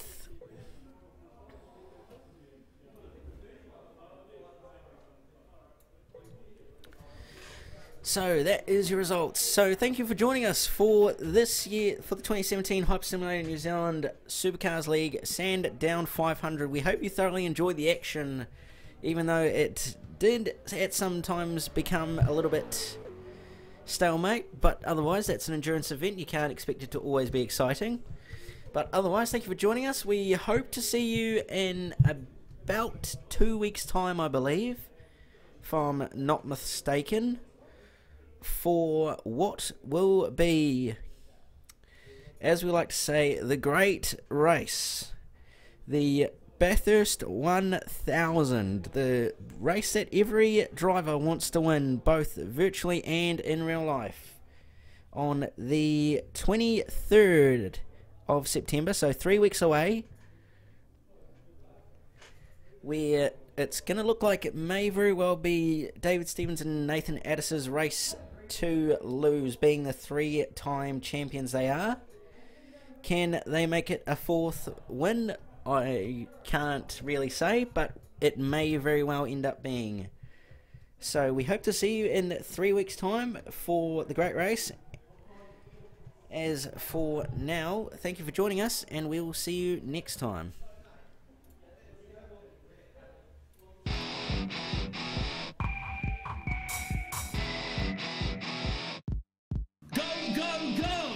The world's best racing car simulators are now available for your personal and corporate entertainment. We manufacture for sale or hire open wheel and saloon car simulators. Don't bore your guests with long speeches. Entertain them with something a little different at your corporate events. Set an impression that lasts forever with our car simulators. Put the brakes on your busy schedule and call us today on 0800 497 377.